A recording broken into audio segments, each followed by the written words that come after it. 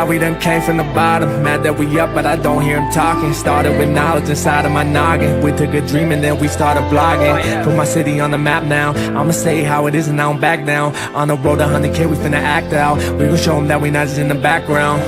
We the main event, we the main show. We the one that people always gon' pay for. FYF, we the best, no debate though. Number one sports channel, every angle.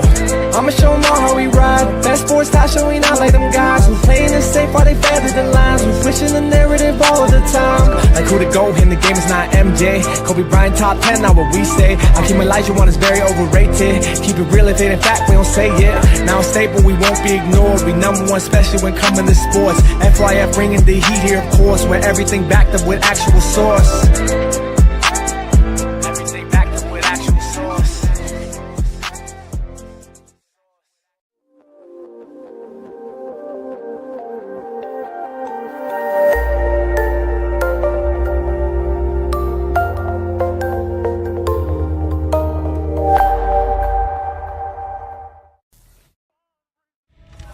Hours in, the hard work for this. For all the people that have won one, it's the greatest accomplishment, and you never can take that away. The trophy represents number one. That's what it's about.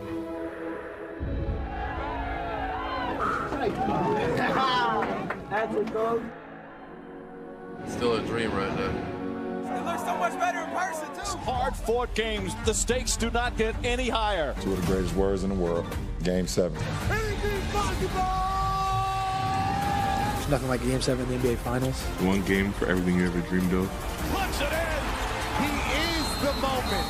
One game, NBA Finals, Game 7.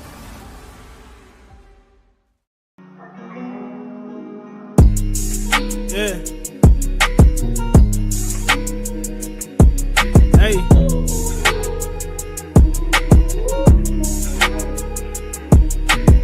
Trials, tribulations, culture appropriation, straight from plantations and incarceration, mass segregation, never got reparations. How in the world could this be the greatest nation? Crackers get loud when they feel a little crowd. Heard they crack a smile when they shooting in the crowd. Heard they blame niggas when the looting getting wild. Heard they blame women when they rapists go to trial. Made CPS just to take a nigga chill. Post your mug shot cause they hate a nigga smile. GQ cover but they hate a nigga style. Put us in them cages then call a nigga wow. Knee up on the neck ain't even let a nigga scream. Murder MLK ain't even let a nigga dream. Murder Huey P said his beliefs was too extreme. Murder Fred Hampton in the middle of his dream. Murder Oscar Grant, he was trying to make it home. Murder Trayvon, he was trying to make it home. Murder Sandra Bland, she was trying to make it home. Even murdered Breonna, she was chilling in her home. Murdered George Floyd, he was trying to cash a check. Murdered Willie Brown, found him hanging by his neck.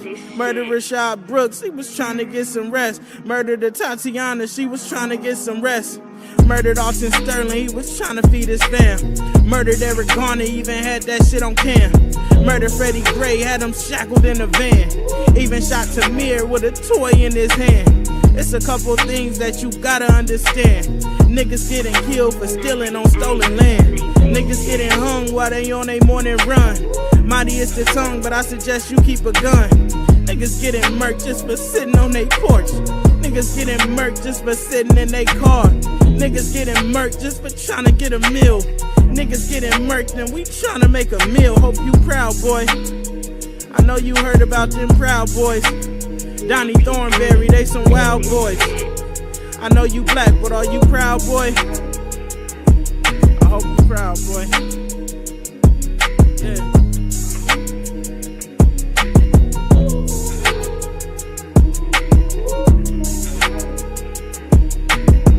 They're so quick to cut the lights off around you. They don't know what happens in that dark. Thought to end a black life, but where there's an end, there's a start. So when our people start wilding, and we let them choppers sing, know that it's the freedom of our ancestors' spirit that's gonna ring around they fucking neck.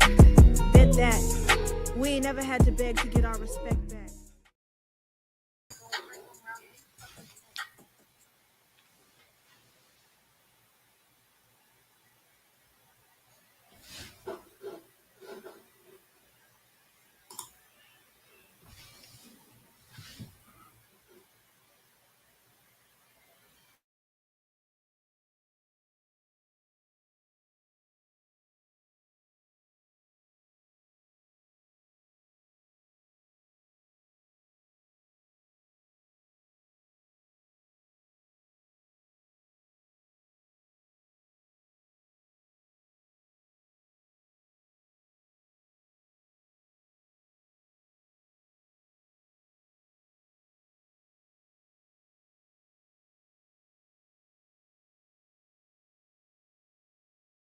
Hey Johnny, you muted. You on mute, hey Johnny? I didn't even know that, Lamont. I've been on mute this whole time. Damn, Lamont. My bad, y'all. I've been on mute this whole time.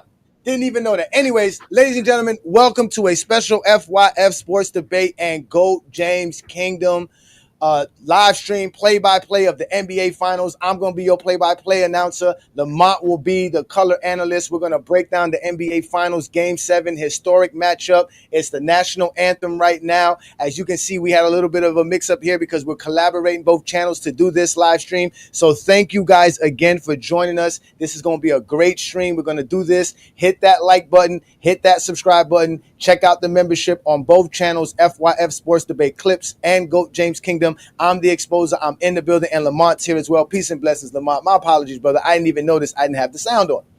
I didn't even notice. I was in there cooking. I was over here focused on the camera. I wasn't even looking at my screen because I'm ready to get this game on. This is Game 7, Lamont. I'm excited. How about you, brother? Man, hey, man, look. I've been saying this. Look, I've been saying it the whole time, man. And I didn't really pick up on it till maybe because I wasn't a believer in the Pacers during the Bucks series because the Bucks was too injured. And then even though the Cavs were injured, it was the way they were beating the Cavs that was impressing me. And then I think by the time it got to the Knicks, I was a believer. But I think this Game 7, I think the easy pick would be to go with OKC. But man, I think the Pacers. I think I don't know. There's a lot of pressure on OKC. The OKC has really put themselves in a crazy predicament where there's no like the Pacers lose and they gonna go home and they gonna be treated like NBA champs anyway. This season has far exceeded anybody's expectation. So they right now are playing with house money big time. They can go out there and shoot freely, play freely, not think about mistakes. Every time OKC misses a shot, they're going to be thinking like, dang, we're going to choke. We're going to sell the season. And so do they learn from last year or do they fold in the moment? Because this is going to be big for SGA because we know what the headlines are going to be tomorrow. If SGA doesn't get it done. They're going to be saying he choked. They're going to call him LeBron. They're going to remove the Jordan tag, and they're going to remove the Kobe tag, and they're going to call him every name in the book. So, man, hey. Well, listen. I always like to do my key factors for the finals. So let's get into that while we got an opportunity, right? So you said something about SGA. Again, we all know SGA has to do what he has to do, and you need your stars to step up. But in reality, he's been stepping up. He's averaging 30s for the series. Him and Jay Wills is going to be there. The question is will they play the OKC defense that we've known that they have, and what got them here was their defense, right? We know that's what they have is their defense. So they're going to swarm on Indiana. Is Caruso going to show up with the bench? Because they're going to need that on a home floor, Game 7, right? You're not getting nothing from Holmgren, right? And they're going to have to protect the ball because they did a bad job in Game 6. Plus, they need to do a good job of protecting the three-point line because we know Indiana is going to come out playing their game. Like you said, they have no pressure. That's what everybody says, that they're playing with house money. So all they got to do is go out there and play Pacers basketball. Keep the pace going, be as chaotic as they've always been, keep Chet in check like they've always done, and win the turnover battle. Now, which team actually prevails in this game is going to be predicated on these particular things. I don't know if you agree with me, Lamont, but again, these are the key performers and the key factors that I have for tonight's ball game because it's not going to be easy in a Game 7. These guys are going to have to execute. They're going to have to play. Again, there's no more adjustments. There's none of the strategy stuff. It's all about execution, effort, and playing a full 48-minute ball game, and who makes the least mistakes in this point in time. That's how I see it. So these are going to be the key factors because again, the game it's a Game 7. How many of these guys even been in the Game 7 before? I don't even know. Well, I think Caruso's been in the Game 7, right? Didn't the Lakers go 7 in 2020 with somebody? I mean, Caruso probably the only one with significant playoff experience, but I'm just thinking like I don't even know once you get to this point, I don't even know if it's going to be about playoff experience. It's just going to be about who's rattled and who's not based on the expectations of this game. Because OKC, with the season that they had, There's a lot of pressure on them for them to win, and they were talking about it on ESPN. Your window to win in the NBA is very small, right? If you don't win now, with the way the CBA is, it's going to be almost impossible to keep this team together as constructed for much longer. And so, if you got to win now, because it's going to give OKC a reason to go into the luxury tax to keep you.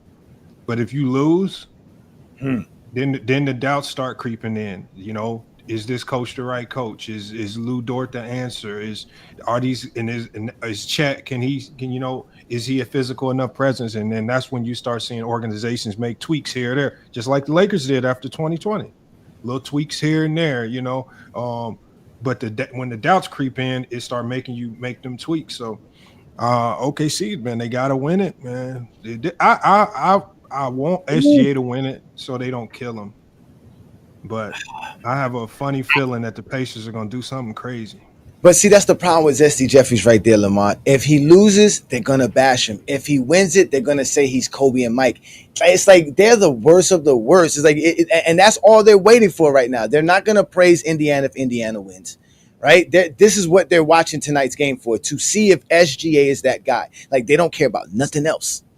And that's what makes it so worse. And they can always fall back on whatever they feel comfortable on, because they never can stand on their loins, man. They're the worst of the worst, Lamont. That is just crazy. But my choice is the OKC Thunder will win tonight. But my fandom says the Pacers. I want to see him lose so I can see them actually berate him and go back and show everybody how much they were praising him and saying he was the next Kobe and Mike. And now they're going to say that he's never going to be Kobe and Mike. Again, this is what they do. They build you up just to bring you down. So we actually about to get ready for tip-off, ladies and gentlemen. It's about to start. I don't know if your TV's on the same pace as mine, Lamont, but tip-off is ready. They're about to get on the floor.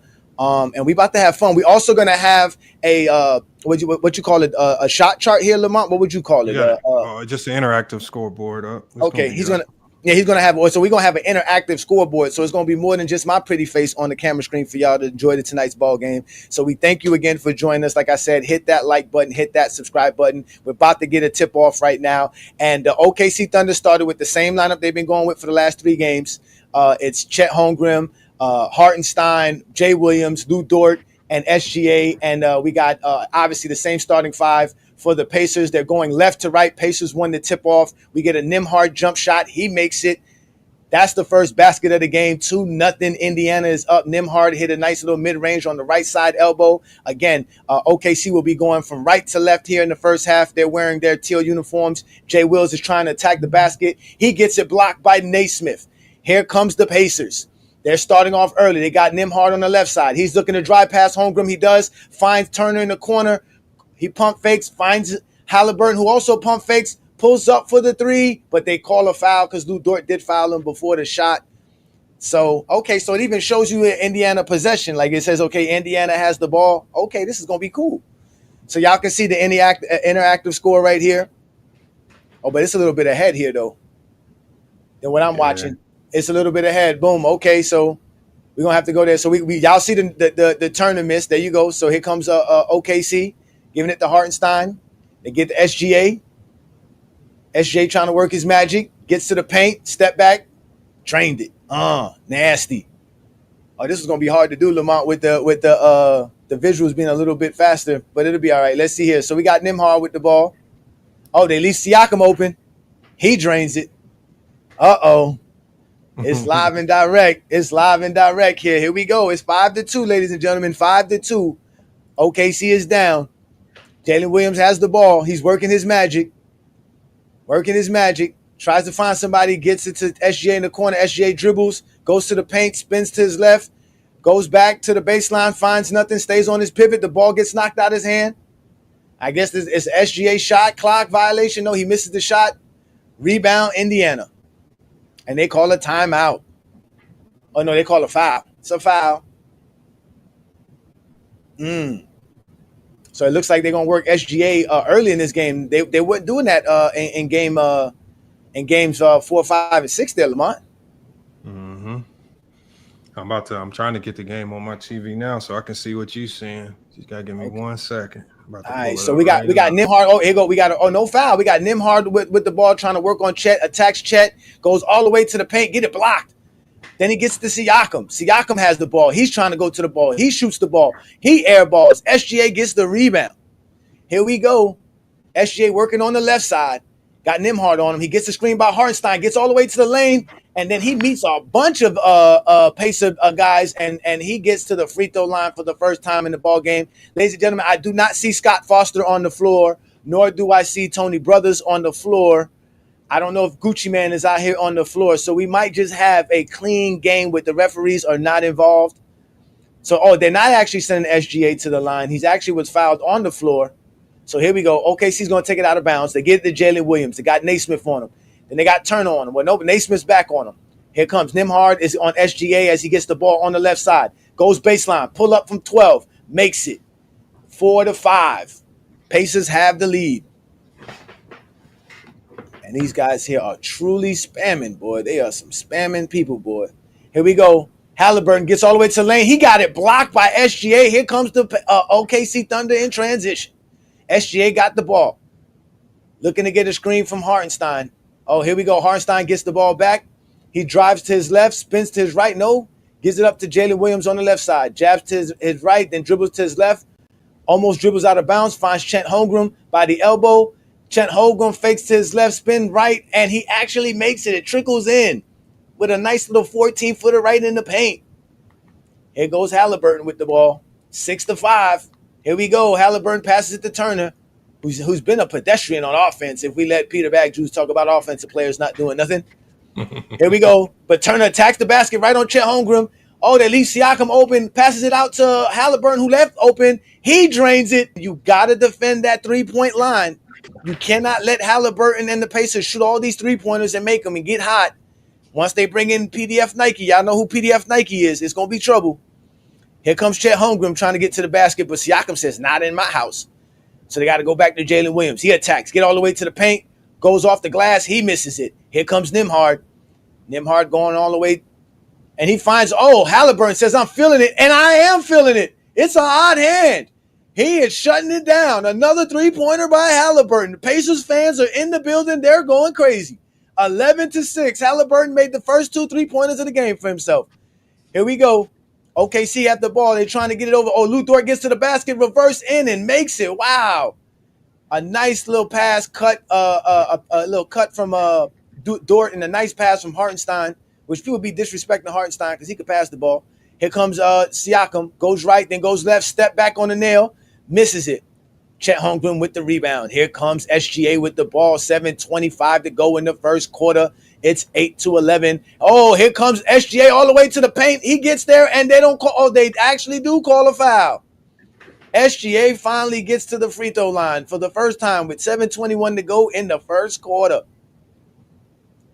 Man, they got him on the free throw line shooting the free throws too, Lamont. This is an invisible man. What is this? Man, this is an invisible. Here go SGA. Scoreboard ain't no joke, man. Salute SGA makes both his free throws. This is peace and blessing. Shout out to all the GJK members in the building. Get them likes up. We see y'all. Everybody's going for the Pacers. I can't believe how many people like the Pacers. That's what's up, man. It's the underdog story, man. You got to. People do like the underdogs. They really do. So SGA makes both his free throws because Lamont's illustration displays that for us. And again, that is also supported by FanDuel Sportsbook. Y'all make sure to check out FanDuel. Here we go. So SGA makes both the free throws. It's 10-11. Here we go. We're making some substitution. Caruso gets on the floor. Benedict Matherin's also on the floor. So they take off Chet Holmgren and they take off Naismith. So here we go. Here go. Oh, Haliburton's feeling his magic. Goes right, goes left, shoots another three-pointer, hits the front of the rim, misses it. Mathurin gets the rebound, passes it back out to Haliburton, who says, I'm still feeling it. And he made it. I'm feeling it. Oh, my God. They're calling a timeout because Haliburton is out here trying to play clutch. Hallie. What the Hallie? What the Hallie? Oh, my God. That's dumb, though. Why? But why are you? I mean, they, if you look at what they're doing, they're consistently like baiting them into shooting threes. If you look at what Caruso's doing, Caruso keeps going under screens, and you keep baiting them into shooting. All you're going to do is let them get warmed up. And if you keep going under, I mean, he didn't make that three with him going under there. But if you look at the one he missed right before, it's because Caruso keeps chasing under. And he's forcing Hartenstein to have to contest. That's going to get them burned later if they keep doing that. They gotta force him into the middle. Yeah, but that's the same, Lamont. But look how good the Pacers have been shooting in the series in the mid range. That's another thing too. They've been controlling the mid range and the paint to a certain degree, because this is the shot chart for the series for the Indiana team, and this would be the shot chart for the OKC team. So I mean, again, one of the keys was they had to protect the 3-point line. You see, I said protect the ball and protect the 3-point line. So like I said, you're right. You can't let Indiana feel comfortable taking threes. You cannot let them feel that comfortable. So you're gonna have to do something. You have to run them off that line. But he shot that from a distance. That was what, 27 feet? Mm-hmm. That was nice. Again, the Pacers can shoot. That's right. The Pacers can shoot. They can shoot. And right now they're shooting. So as you can see, the white bar is the Indiana Pacers, and obviously the teal bar. Oh no, it's not. Okay, so the white is actually OKC, and the teal or the baby blue is the Pacers on the stat sheet that you see here. So again, we have interactive games for you here. We having fun. It's game 7, ladies and gentlemen. Oh man, Lamar, you know what happens if the Pacers win tonight, right? You break the matrix for the NBA, man. The formula for how to win goes into the garbage can. Needing superstars, like the Pacers would be the new formula. Stand under the cap. Look, think about this. A team that's under the salary cap wins the title. The owners are going to be watching this. Owners are going to be like, "Oh yeah, yeah." Man, you remember Haliburton during the Olympics was trying to get players to come to the Pacers. Remember, and nobody wanted to come. Remember, he was recruiting everybody. He was trying to get Embiid, everybody to come play for the Pacers. They was like, "Nah, we're not going over there." So like you said, yeah, it's going to be a whole new scenario for NBA teams and what they want to do as far as building a championship roster. And also, it's going to be my first appearance on Meltdown Sports, because I will definitely call and ask him why a pass first player won a championship over a mid-range assassin. Oh, man, these dudes with these sticks, man. Yeah, and I don't even look at Haliburton as a pass first player. I just look at him as a hooper, because he's always just looking to do the right, like make the right play, whether it's pass or shoot. He's ready to do both. I don't look at him like he's the same kind of like LeBron. I don't look at LeBron like a pass first player. He's just a win, like the best play available type player.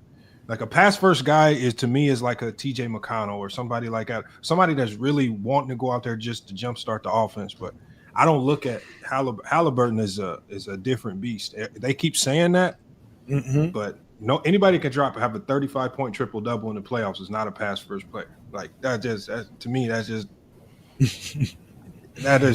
no way. They don't know how to talk basketball, Lamont, man. Shout out to all the GOAT James Kingdom members. Peace and blessings, Juan boy. I know we usually are up here together doing this, but again, we are collaborating right here on FYF GJK. The game is back on. The timeout is over. Haliburton hit 3 3-pointers so far to start off the game. It's a 14-10 lead. OKC has the ball. Caruso's on the floor. Hartenstein, SGA, Jalen Williams, and Lou Dort. The Pacers are going with Turner. They put in Toppin, Mathurin, Nembhard, and Haliburton. So here we go. SGA finds Caruso for a 3-pointer.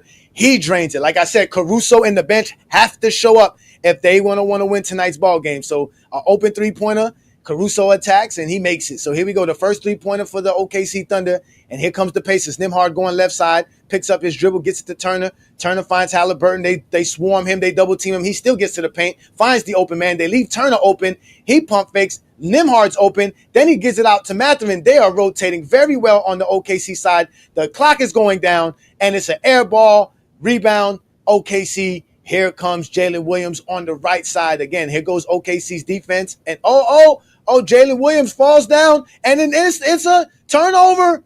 It's a jump ball as Jalen Williams fell on the floor looking for the referees to say something. You fell on the floor and lost the ball. What do you want? That don't make no sense. Hey, all you moderators, y'all, especially on FYF, man, take care of these spammers, man. These spammers are spamming, and we can't have these spammers spamming like that, man. They need to relax, man. It's the NBA Finals. We're watching the NBA Finals. 14-13. We got a jump ball situation here. They're going to the scoreboard to check the shot clock, and the score game clock. It's 6:01 in the first quarter. 14-13. Indiana's up in Game 7 of the NBA Finals, ladies and gentlemen. Winner goes home a champion. Loser basically just goes home as a loser. So they get a turnover from Jalen Williams. Oh, no, they don't. I guess it's a turnover. It's Indiana's ball. Something happened. The first tip-off wasn't done right. They're going to do it again. What is going on here? It says Indiana possession, so it must be Indiana's ball. Again, this FanDuel interactive screen is a little bit faster than what I'm watching here. So Nembhard loses the ball. It looks like it's a steal. Okay, here we go. All right, so I'm just going to pay attention to the game, not what's going on the screen. So SGA has the ball. He's working his magic, trying to get to the paint. He finds Caruso again, wide open for a three-point on the right. He drains it. Now it's 16-14. Indiana's down. OKC takes the lead. Here goes Haliburton dribbling to his right, passes it to Turner. Turner gets it to Nembhard. Nembhard gets to the basket, and they call a foul. So Nembhard will go to the free throw line.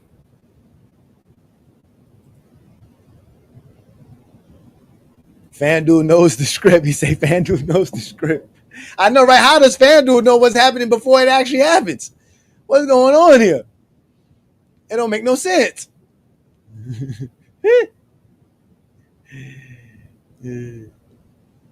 But either way, we got Nembhard to the free throw line. He made the first free throw. It was 15-16, 5:36 to go in the first quarter. Oh, man, this is incredible. This is crazy. So Cason Wallace makes his first appearance on the court for the OKC Thunder, as they will give Hartenstein a rest. So OKC going to go with SGA, a small lineup. SGA, Caruso, Jalen Williams, Cason Wallace, and Dort. We got Nembhard, Haliburton, and Turner still on the floor with Toppin and Ben Shepherd. Again, here comes Caruso all the way to the basket. He misses on the left side. Here comes the Pacers with the game tied. Haliburton has it on the left side. SGA checks him. They go. They're going one-on-one. They're clearing out the side. Caruso goes to help.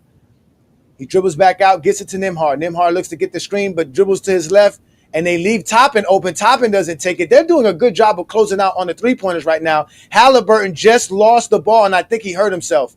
I think Haliburton's hurt. Haliburton's on the floor. Haliburton's hurt. Yeah, he's hurt. Yeah, he popped his Achilles. He's crying. He popped his Achilles. He's crying. Damn, ladies and gentlemen. Damn, ladies and gentlemen. Ah, man, I don't even want to see it. Ah, man, guys, Haliburton is on the floor crying. It's his Achilles. It has to be. He's on the floor crying. It's his Achilles. He tried to dribble. He put his foot down and tried to drive to the basket. Oh, yeah. Oh, I don't even want to see it, ladies and gentlemen. I don't even want to see it. Yeah, he's on the floor crying. He's hurt. That's it, ladies and gentlemen. No Haliburton. No Haliburton. No Haliburton. Yeah, they all surrounding him. Yeah. Damn, man. We said this before about that calf injury. That calf injury is very, very important for these NBA players, because once your calf is not strong enough to do what it needs to do, you put more stress on your Achilles and your ankle. And ladies and gentlemen, that's it. That's it for Haliburton. Prayers to him and his family. Yeah. Damn, this is sad, bro. This is sad. We just lost Haliburton, ladies and gentlemen. We just lost Haliburton. This is sad. This is not only. Now, this can do two things. One or two things. This can either propel the Indiana Pacers to win this game and motivate them to give them some inspiration to do more, put more into this, or it can really be a hamper and really be a somber moment for them that they cannot recover from, because it's not just losing Haliburton as your teammate on the game. You know he's on the floor. You see him being hurt. You see him giving it his all. And this is why I really despise the Zesty Jeffrey logic and how y'all disrespect players, man. These dudes come out here and work hard to play their game, bro. You shouldn't have to wait to the NBA Finals to feel like this man is out here giving it his all. The players out here give their all, and you want them to just basically be. Now he's going to be gone for a whole year. He's gone for a whole year, ladies and gentlemen. just because he's trying to win an NBA championship. In reality, he would have missed 2 weeks. In reality, he's not supposed to be playing. He wasn't supposed to play game 6. He's not supposed to be playing in this game 7. But he playing it because like y'all say that the ring culture, what's the legacy says about him. What are you gonna say about him if he don't play game 6 and 7? OKC wins in 6. Nobody's gonna remember Haliburton. It's gonna be Haliburton's the overrated player of 2025. That's what he was voted as. It's sad, man. It's sad. Completely sad, man. Completely sad. Lamont, take over because I'm about to snap on Zesty Jeffries. I'm about to snap. Damn, this is I'm about to snap. I got to see the play. I heard you saying it, but I got to see the play for myself because I was No, it was similar to how he hurt the calf in game 5. Oh, was it game 5? Yeah, game 5. Similar way. Sure? He didn't just strain it again, or did it? No. He went to pump fake. He put that right foot down and he stretched out that Achilles and that hamstring. Meaning, you know what I'm talking about, Lamont. When he went to push off on that right foot. Soon as he did it, he fell and let the ball go. He was crying, Lamont. He was crying. A grown man crying is pain. His Achilles. He couldn't get up. He couldn't move. He looked at them. He told him the trainers was there. He's like, yeah, it happened. I seen it. He said it. It happened. It's sad, bro. This is sad. This is sad. Yeah, look, he's gonna. Oh my God, I can't even look at it, Lamont, because I don't know why these dudes be playing in these low tops, brother. Yeah. So somebody said I seen it pop, and you can kind of see it pop. That's like, again, it's sad because again he shouldn't have been playing, but he's trying to play for the sake of the whole team's around him. He's in pain, bro. That young man's in pain, man. Okay, so we back at it. TJ McConnell's on the floor, ladies and gentlemen. It's still a 2-point lead. OKC's holding the lead, 18-16 here. Let's get back to it. Back to basketball, game 7. So we got McConnell on the floor with Mathurin, Ben Shepherd, Toppin, and Siakam. They surround TJ McConnell when he gets to the paint, and it becomes a shot clock violation. Yeah, he can't even walk on it, Lamont. You can't even walk on it. Damn. Yeah, you can't even walk. Shout out to my boy from Greece, Mikhail, who's watching us from Greece right now. It's about 3 a.m. in Greece, and he's watching us, Lamont. Shout out to you, brother. Thank you for watching us in Game 7 of the finals. We got a missed shot by Caruso on the left side corner. Here comes Mathurin dribbling all the way to the right. He meets a crowd of OKC defenders. They're doing a better job now, Lamont, closing out. They get an and one from Siakam. They're doing a better job now closing out on the Indiana Pacers 3-pointers now. They're making them put the ball down or basically not take the shot. But Siakam goes all the way to the paint on this one. Man, that's sad, bro.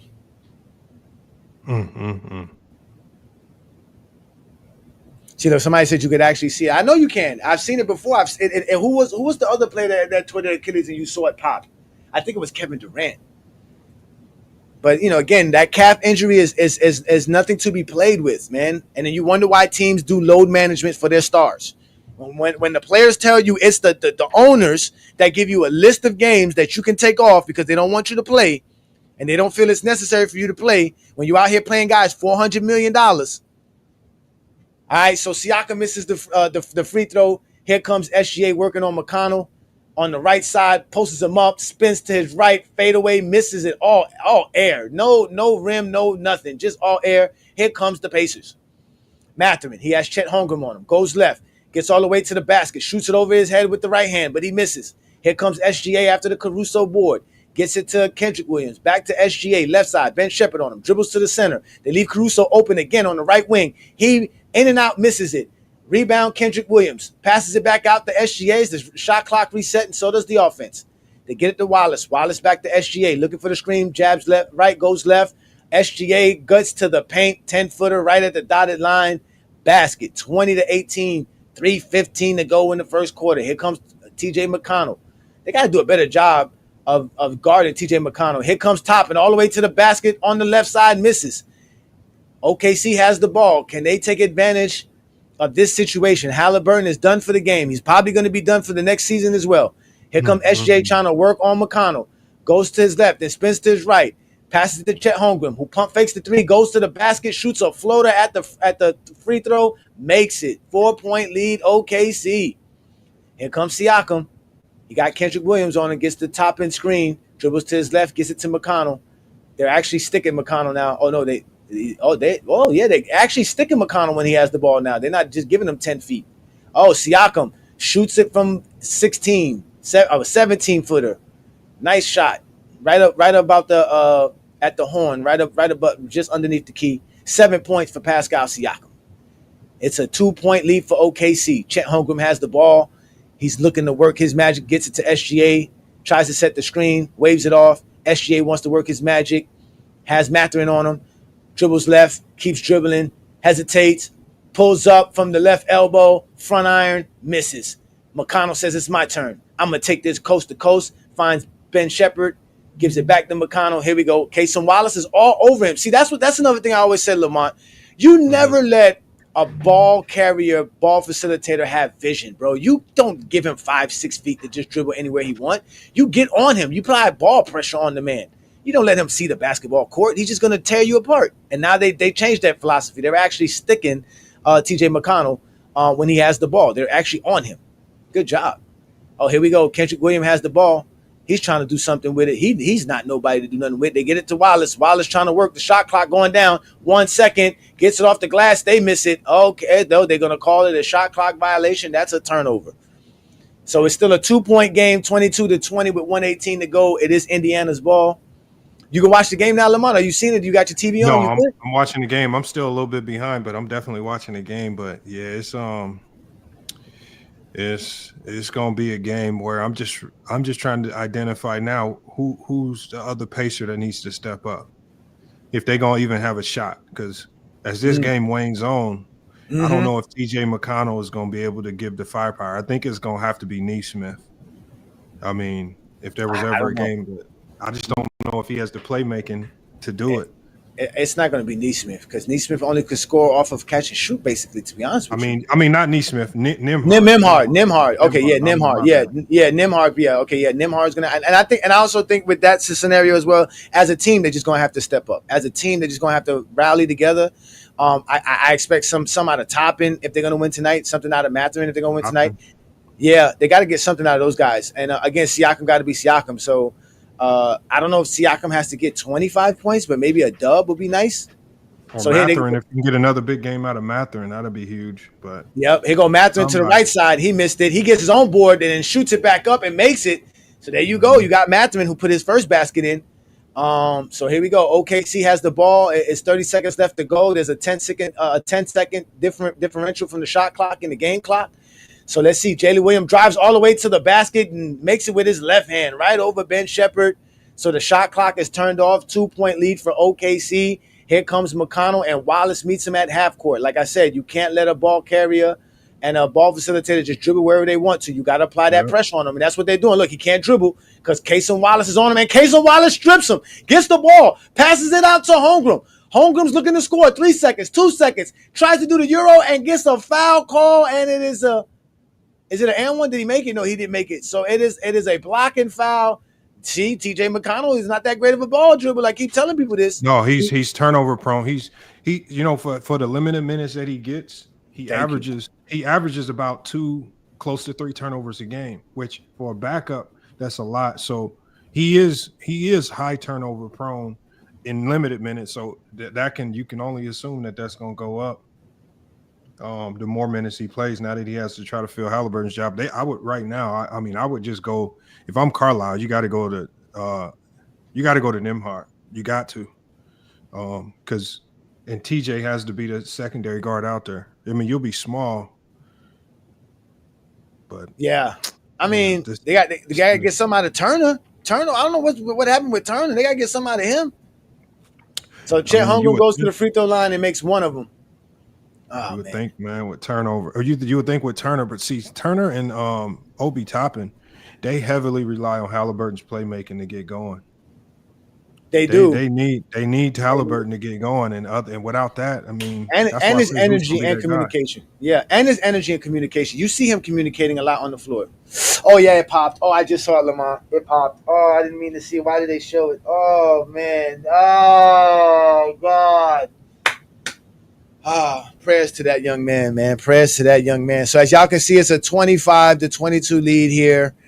OKC has the lead. Let me look at this comment that I just saw from where is it here? Let me see here. These are Iron Man said here. This is why I don't put rings first on my all-time criteria. You have to be lucky sometimes to get a ring.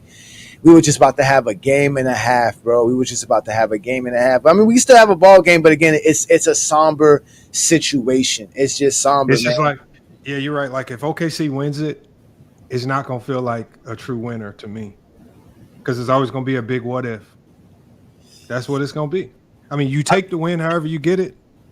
But Lamont, I mean, let's be real. If Isaiah Thomas doesn't twist his ankle in 1988, they win the championship as well. So I mean, it's like a part of it. Like, you know what I mean? Like, and in the Game 7, they didn't have him, right? You know, they played the Game 7 in 1988. So it's like, and just to play that same team the next year and blow them out and sweep them. So it's kind of like. So I get it, right? It does, like I said, it does mess it up, but you know, injuries are a part of it, man. Like they don't control that, you know, they don't control that. But like I said, that's just a sad moment, man. That was just a sad moment because I said it after Game 5 when they said that he was going to play Game 6 and it was a calf tightness. I said, man, you don't want to risk that, man. That calf, that's the Warriors, the OGM, he was saying it. Mm-hmm. That's the first thing he said. He said, the first thing you got to worry about is the Achilles. I mean, you got to. He said we had the same thing with KD. Like if KD's situation didn't open the world up to how to handle these situations, well, this one should, because this is tough right here, man. I just saw it, man. Yeah, it's sad. Yeah. It's sad. Again, it's sad because again he's gonna be gone the whole next year, right? Because it's still a 10 to 12 month recovery, right, for Achilles, right? Especially if it's ruptured. Yeah, we won't see him for a whole season. That's a whole season and go. Yeah, that's not a partial tear. That's an actual tear. He ruptured it. It's completely teared off the bone. Oh, sad, man. Gosh. It's like saying it's even hard to talk about the game. It's even hard to talk about, you know what I'm saying, what's happening, because it's like, man. I mean, you're just thinking about the Haliburton situation, man. It's crazy. Yeah, it shows you how much we all liked him, right? We all liked him as a player. He really tapped into a lot of people's, you know what I'm saying, a lot of people's hearts when they talk about playing basketball. Damn, man. Such a good-spirited kid, man. Like I said, man, prayers out to his family, speedy recovery, and we'll be looking forward to seeing you very soon, young man, very soon. Oh, man, that's sad. So what does OKC got to do to not choke this game off? Oh, just play their game. Do exactly what they're doing now. Don't let TJ McConnell be the guy that spark up any energy. Don't give him don't give him nothing. They're down, beat them. Beat them. Don't let them up. Beat them down. That's it. That's your fault. You shouldn't have put him on the court in the first place. We would have ended it in 6. That's how you have to think about it. You got it. No mercy. It's not my fault. So as you can see, we got back to action, and Hartenstein missed the first basket. So let's go. Yeah, man, Haliburton's gone. So here we go. So we got the Pacers running back. Okay, to start off this second quarter, we got McConnell, Benedict Mathurin, who just hits a 3-pointer to tie the game. Ben Shepherd. They brought Tony Bradley on the floor with Siakam. Siakam looked like he's going to try to play the whole game. So we got Jalen Williams, Hartenstein, Kasem Wallace, Aaron Wiggins, and Caruso on the floor. Caruso gets to Hartenstein on the right side, who tries to do a reverse underneath with his left hand, and he gets fouled by Tony Bradley. Tony Bradley reminds me of of Roy Hibbert. Kind of like a Roy Hibbert or who else? I would say a Hassan Whiteside, but Hassan Whiteside was kind of a physical specimen. Oh, Hartenstein misses the first free throw. And the display, it airballed it.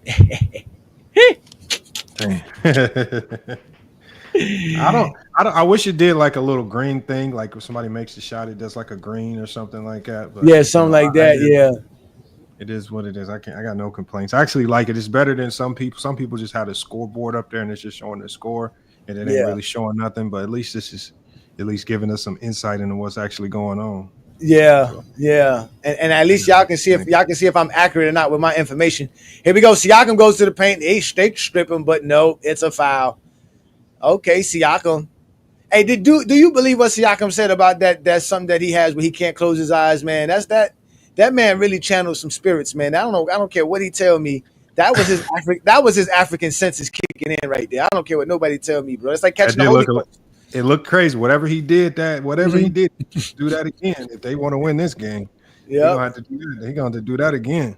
That's like when you catch the Holy Ghost, you don't recognize it. That's like when I kind of black out as the exposure. You don't recognize it. You're just in the zone. He was just in a zone. He was deep. He channeled in, and he just eyes went rolling back. He was ready.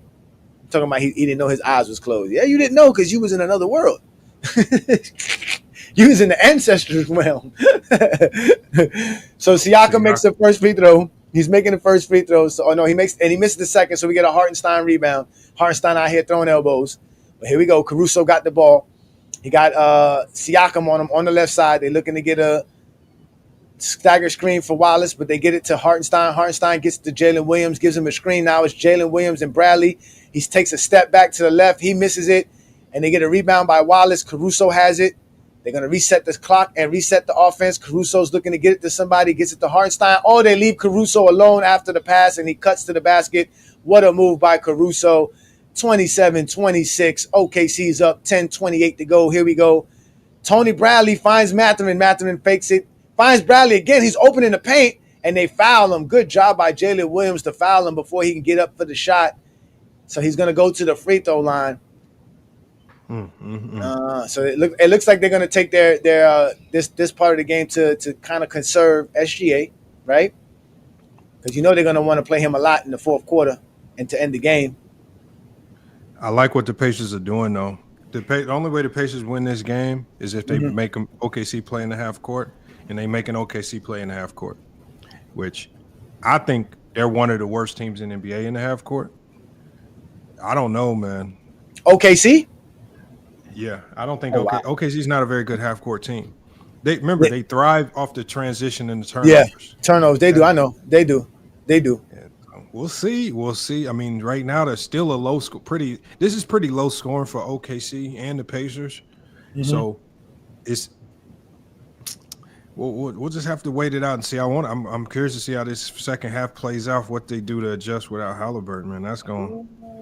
Yeah, it's gonna be hard for the rotations. Yeah, it's gonna be hard for the rotations. So they try to get a little lob here to Hartenstein, but they foul Hartenstein on the way up, or is it on the floor? Are they gonna say he fouled it before he caught the ball? Man, nice little play right there. Yeah, they did. Okay, I run that action too. The ghost screen action. Yeah, I run that same action. Yeah. Oh, so he fouled him on the floor. So still OKC ball, 10:09 to go. And Jay Williams go all the way to the basket, contested by Bradley, rebound by Hartenstein, gets it out to Caruso, and he airballed it. And Tony Bradley gets called for the foul as him and is it on him? Yeah, as him and Jalen Williams were tussling for a rebound. So it's still going to be OKC ball. Shot clock set up to 24, 10:02 to go in the second quarter. 1 point lead for for the Indiana Pacers. OKC will be taking the ball out on the right side. Yeah, OKC's gonna take the ball out on the right side. Again, don't mind this interactive screen. It is a script written by the NBA that FanDuel had beforehand. Here we go. So they run kind of the same kind of action, but just on the left side, and they get They get Hartenstein for the layup. 1 point lead, 29-28. Here comes McConnell. Finds Siakam. Siakam looking to work his magic. Gets it to Benedict Mathurin. Mathurin gets Caruso to switch on him. He's going to try to work on him. Nothing's happening. Gets it to Siakam. Gets it back to Ben Shepherd on the handoff. Caruso strips it from him. Transition for OKC. All right. They couldn't find nothing. Here goes the half-court offense that you said they have to score. Oh, and they lose the ball. So there go that half-court set that you said they can't do, and McConnell has it.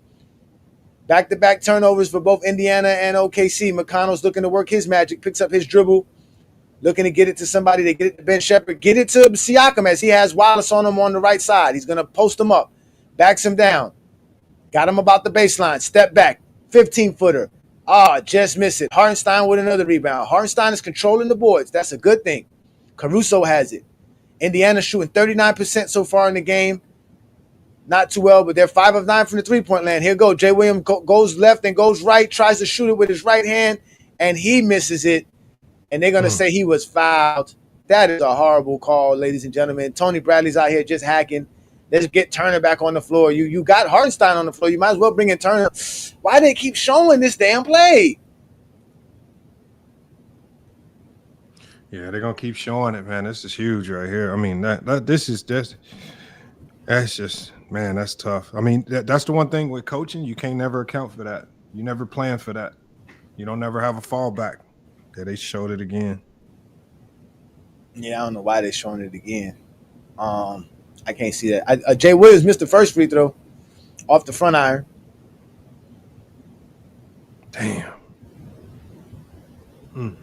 7 minutes, 9 points, 3 or 4 from there. He was about to set this on fire. He was ready. All we need is for him to damn. You think he makes an appearance like on the sideline for them, like right? Like they kind of.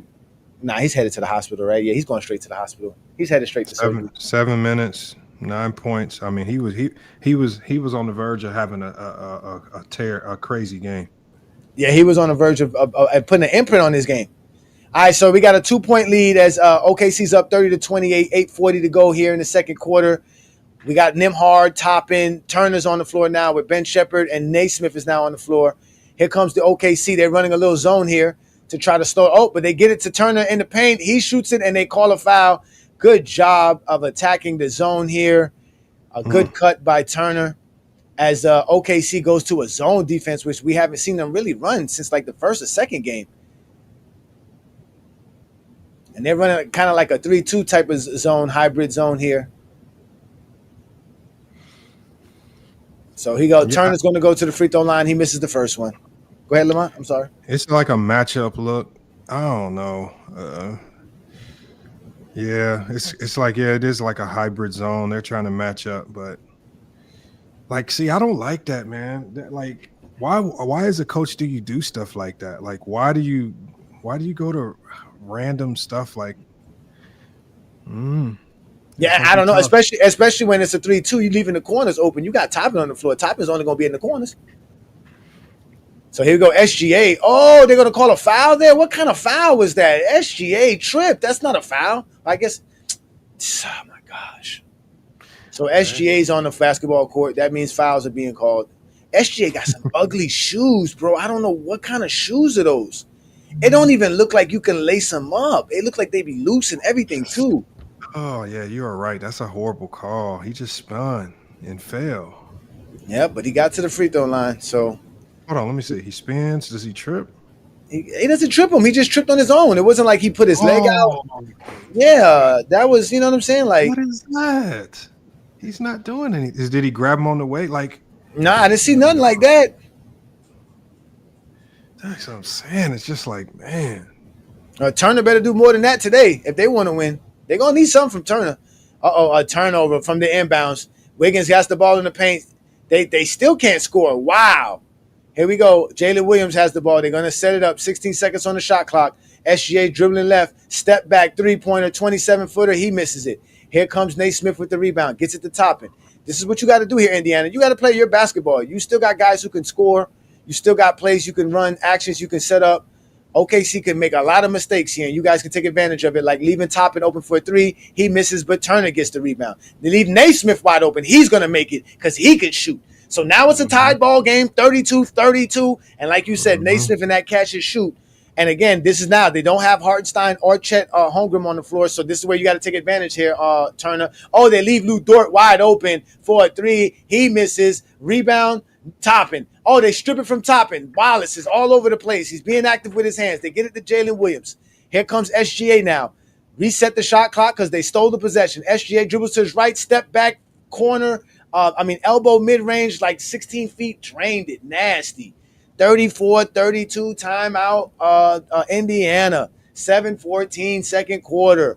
It's still a ball game here, ladies and gentlemen. The Indiana Pacers have not given up. Right? They look big as hell. His shoes look too big, right? They look real big on his feet. Look like he wearing size 12s and he only a size 10. Yeah, the OKC's really sloppy right now. I mean, yeah, they got they're shooting a lot of threes too. They're shooting a ton of threes. Yeah, I said that if they were going to win this game in my mind, that it would have to be like a blowout to a certain degree. Like they would have to have control of the whole game. A close game is not going to go in their favor. So let's see again. Like you said, they're shooting a lot of threes. I mean, I was surprised how good Indiana's defense has been in this series as well. They're a mid-pack defense in the NBA, but they've played kind of solid defense in this series. They just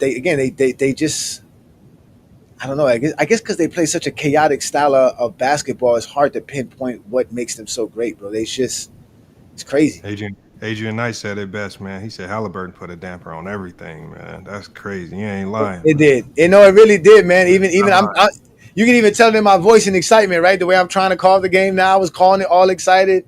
And then I got mad too, Lamont, because I really get mad with these guys and like the disrespect of players, man, and not these guys work hard on their craft, and these to be called soft and weak and you know what I mean, like. These guys got to do so much more in today's NBA. Even with the medicine and the advancement of technology and all this stuff, it doesn't matter. They actually have to do more than guys were doing back in the days, man. Bro, it's just that's like if you look all throughout this entire playoffs, all we've seen is a whole bunch of players playing through injuries when they shouldn't have played.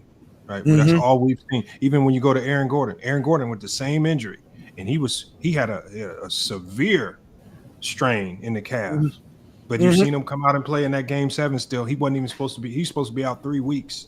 But so we consistently seeing guys playing through injury. But yeah, the narrative about these players is still the same, that they soft. Even when you hear King Rowe talk, King Rowe's still talking about this load managing.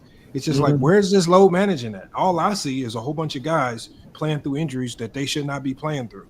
That's Michael Porter Jr. MPJ played through a left shoulder. He couldn't even lift. Supposedly, MPJ could not lift his arm above his head. He couldn't. I mean, above his shoulder, and he was playing. But that's the thing. They and this is what I mean. Like I be wanting to. Every time I go somewhere and they talk about nerves, they say load managing. I always want to know who is load managing. Like who is doing all this load managing. But you know why? Like I said, I don't think you heard me, when the owners are giving the players a list of games that they tell them they want them to take off and just choose one, because you will be taking off some games. You understand what I'm trying to say? What you gonna tell your boss? No, I'm still playing. Like that's not how it works. Yeah, of course, because narratives is the only way to keep yourself in talking basketball instead of just talking the game. Yep. Yeah, man. Hit that like button, y'all. Hit that like button. Hit that subscribe button. We got about 20-some people watching in the GJK channel, but we got over 300 watching on FYF Sports Debate channel. So again, shout out to everybody who are part of the FYF and GOAT James Kingdom platforms. Make sure y'all subscribe to all of our channels and follow us everywhere. We're doing the play-by-play of the NBA Finals right here. It's only a 2-point lead for OKC. And we back into action in the second quarter. Here comes Mathurin going left side. He misses. No foul call, which would have been called if it was SGA. But here we go. Wallace shoots an open three-pointer. He makes it 37-32, 5-point lead for OKC. Chet Holmgren is on the floor now. Here comes Caruso applying pressure on Nembhard. Nembhard looking to get it to Turner. He gets it to Turner. Turner passes it to Naismith. That's a foul, right? Jesus. Yep. Here we go. It just bugs me so much because we see SGA drive, and it's just like, come on, man. I don't get it. Yeah, I don't get it. Exactly, man. That's right. Get them likes out. Shout out to you, Adrian. Peace and blessings, man. Again, if the OKC Thunder were going to win this game, I said their bench had to be a part of it. Caruso, Wallace, Wiggins. Those guys got to do something coming off of that bench, because they're not getting nothing out of Chet Holmgren, so they're going to need that. I expect SGA and Jay Wills to do what they do best. So it's really going to be on the OKC bench to really step up. Here comes TJ McConnell. PDF Nike is in the building. Shout out to PDF Nike. So we got Turner, who missed the first free throw. He only has 1 point in 9 minutes, 0 for 1 from the field. Lord have mercy. Can somebody please tell Turner this is the NBA Finals? Yeah, he's disappeared. He's been one of the bigger disappointments. Yeah, I mean defensively he's been solid, but oh man, they got the ball. Oh, what a move! Oh, here goes McConnell. He misses it. Oh, Naismith's out here hustling, but they still get the rebound. Here comes OKC. SGA looking to work his magic. Nembhard stops him. They leave Casey Wallace open again. He misses it. It goes off of the backboard, so that's a out of bounds. So it will be still Pacers ball, 5-point lead, 6:05 to go. They're going to take it out on the side. You got Siakam, McConnell's on the floor, Nembhard's on the floor, Benedict Mathurin and Turner's on the floor. You got Casey Wallace, Lou Dort, Caruso, Chet Holmgren, and SGA on the floor. I'm sorry, Naismith is on the floor. And Turner, Siakam, McConnell, and Nembhard. McConnell working on the right side, gets all the way underneath the basket, and he trickles it right over Chet Holmgren, right underneath the basket. What a move by McConnell. He gets his basket, and I think that's his first time scoring. Here comes Caruso, finding Holmgren open in the corner three, left side. He misses it. Rebound, Naismith. Here comes the Pacers. Like you said, Lamont, they got to make those open threes if they're going to be taking them. Mm-hmm. Okay, here goes McConnell finding Nembhard. Nembhard drives all the way to the basket, goes to the right side off the glass, and makes it. Timeout by Dagenhall. Here we go. Here's the Pacers, 36-37. Good job. Yeah, they're even when they screw up, watch the backcourt every time. The Pacers aren't going for no offensive rebounds. They sending three to the back every time. They getting back. That's why it's such a low scoring affair, even though they've turned the ball over sometimes. Mm-hmm. I like the strategies that the Pacers are deploying, because at least if you play it this way, you're gonna have a shot around the fourth quarter. You might not win it, but at least you're gonna have a shot. And I think that's all you can ask when your best player's out, man. Damn. That's true. But remember I said they got to win the turnover battle, right? So that's going to be the key factor right now. If we look up at the stats that's going on right here on the ticker, you can clearly see here. Give me a second here. Let me pull it up, because that one's going to take some time to get, I guess, to the turnovers. I want to see how many turnovers. Yeah, so they got 6 turnovers to 2. So they got to do a better job on turnovers. Yeah, right there. There you go. Yeah, 6 to 2. So they got to do a better job there. And they just, I mean, I guess OKC's kind of saving them. OKC usually does a better job at the free throw line than that. But yeah, they got to protect the ball, because like I said, for the Pacers to win, they got to protect the ball. They got to play at their pace, right? They got to play the game that they play, and they got to do that. And the OKC defense has to be better. It's not really that good right now, like you say, and they gotta protect the ball. But you know, like you said, OKC's half court offense is not really doing too much if it's not SGA and Jay Williams creating, to be honest with you. So salute to Florida Panthers fan of Australia, UK. Peace and I ain't never seen them before. Salute, man. Sounds like salute from Australia, man. Thank you for joining us again. This is FYF Sports Debate and GOAT James Kingdom play-by-play of the NBA Finals Game 7 stream. We're doing our play-by-play here. I'm your play-by-play commentator. Lamont is our color analyst. We're breaking the game down. We're talking it. We're still trying to find a way to build up some energy, because we all feel the pain of Haliburton's injury. As we know, Haliburton got hurt in the first quarter, 4:55 to go. He tore his Achilles, so he's definitely not returning, and he will not be back for the next NBA season as well. But the Pacers are only down 36-37 in the second quarter. So we got a good ball game here. And again, the Pacers are going to have to figure out how to win without Haliburton, which they can do. It's not like they cannot do it, because the OKC Thunder is just giving them shot after shot here. The OKC's really not the Thunder's really not playing a basketball right now. What we used to seeing from them. Oh wow! So this Game 7 is also on ESPN Plus. I didn't know that. Is that different? What are you watching it on? I'm watching it on ABC. No, yeah, ESPN Plus is obviously the ESPN app, but all the other finals games were only on ABC. This is the first one that they put on ESPN Plus. So, because ABC has they have 2 streaming platforms. They have ESPN Plus and Disney Plus, and they have Hulu as well. Damn, I didn't know they had all that. Yeah, because I'm watching it on YouTube TV. Yeah, because you watching on ABC on YouTube TV. So yeah. So but again, the Pacers' leading scorer is still Haliburton, but the second leading scorer is Pascal Siakam. Everybody's upset. They're showing all the tweets from all the players about Haliburton's injury. LeBron used very grown, explicit language, so you can see how upset he was about it. So we're back at it again. Here we go. SGA's on the floor with Caruso, and we got We got Lou Dort, Jay Wills, and obviously Chet Holmgren's out there. So Jay Wills jab steps, forces Siakam to step back and then shoots the three and misses it. Here goes the Pacers on the other side. They get Naismith. They leave him open for 27-foot. He misses. Rebound Dort. They get it to SGA. SGA working on the right side. Again, we're going right to left for OKC, left to right for the Indiana Pacers.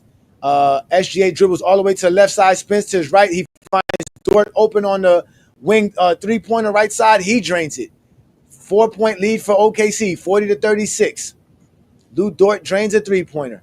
Here we go. McConnell's on the floor. Naismith, Turner, Nembhard, and Pascal Siakam. McConnell's working on the right side. They got Turner working in the paint on he almost loses it on SGA, but they get it to Turner. Turner hits the mid-range jumper on the right elbow. He brings them closer to a 2-point lead. Here comes J-Dub. They leave him open again. Lou Dort at the same spot, same position. He misses as he tries to flail away for a foul call. They don't call it. Here comes McConnell on the left side. He got Caruso on him. They doing a good job sticking McConnell this game. They're not letting McConnell just have space. They're on him. They're putting on-ball pressure on McConnell, and even though he can't shoot. Because, again, you give him space, all he's going to do is find his spot like he just did right now on the left elbow and drain it. Mm-hmm. TJ McConnell. Mm-hmm. He stepped back because TJ McConnell went back, but TJ McConnell finds his spot. Here comes Holmgren attacking the basket. He gets it blocked by Pascal Siakam. McConnell gets the rebound. Here comes the Pacers on the other end with Nembhard on the right side, looking to find the open man. Turner's open for the three. He misses it off the front iron. Dort picks it up. I know Turner got to make those. 40-40. Here go SGA on the left side. Nembhard on him. He gets the screen by Dort. He dribbles to his left, crosses over to his right. Block shot by Siakam as he tries to go to the paint. Siakam came out of nowhere. Siakam dribbles, almost loses it, gets the ball, passes it to Turner, and the ball goes out of bounds on Turner as it was tipped from Chet, and then he couldn't get the ball.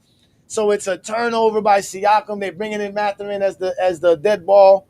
3:13 to go in the second quarter. What a block shot by Siakam from the help side, weak side defense. Great job by Siakam, coming all the way from the right side and getting that out of here. Get out of here, SGA. Ain't nobody letting you win this by yourself.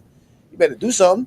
Well, here we Turner's go. Gonna have to wake up. Turner got to wake up, man. Turner kickball on. Yeah, Turner got to do something. Like I said, Turner got to ball out. So, SGA is leading the score, though, for the OKC Thunder. He has 12 points. Caruso's right behind with 8 off the bench, so that's well for them. They got Caruso stepping up. J-Dub is 2 of 7 from the field, only 5 points. So, all right, so they're going to inbound the ball after a kickball by Turner. Lou Dort has it, passing it into he gets it to Wallace. Wallace finds the paint, gets it to J-Dub, who has to dribble it all the way out on the right side, gets it to SGA. SGA dribbles to his left, finds the paint on the left side, and gets it blocked. But no, they call goaltend on Turner as he got it as it was coming off the glass. So it will be a basket for the OKC Thunder. Yeah, that was a goaltend. Good call. SGA taking it on the left side with the left hand. 2-point lead, OKC, 2:50 to go. Here we go. Nembhard has it. Nembhard dribbling all the way to the basket. Pulls up for 15. He misses. But Hartenstein controlling the ball. Get it to J-Dub. J-Dub on the left side. Mathurin's on him. Gets it to SGA on the right side. He got Nembhard on him.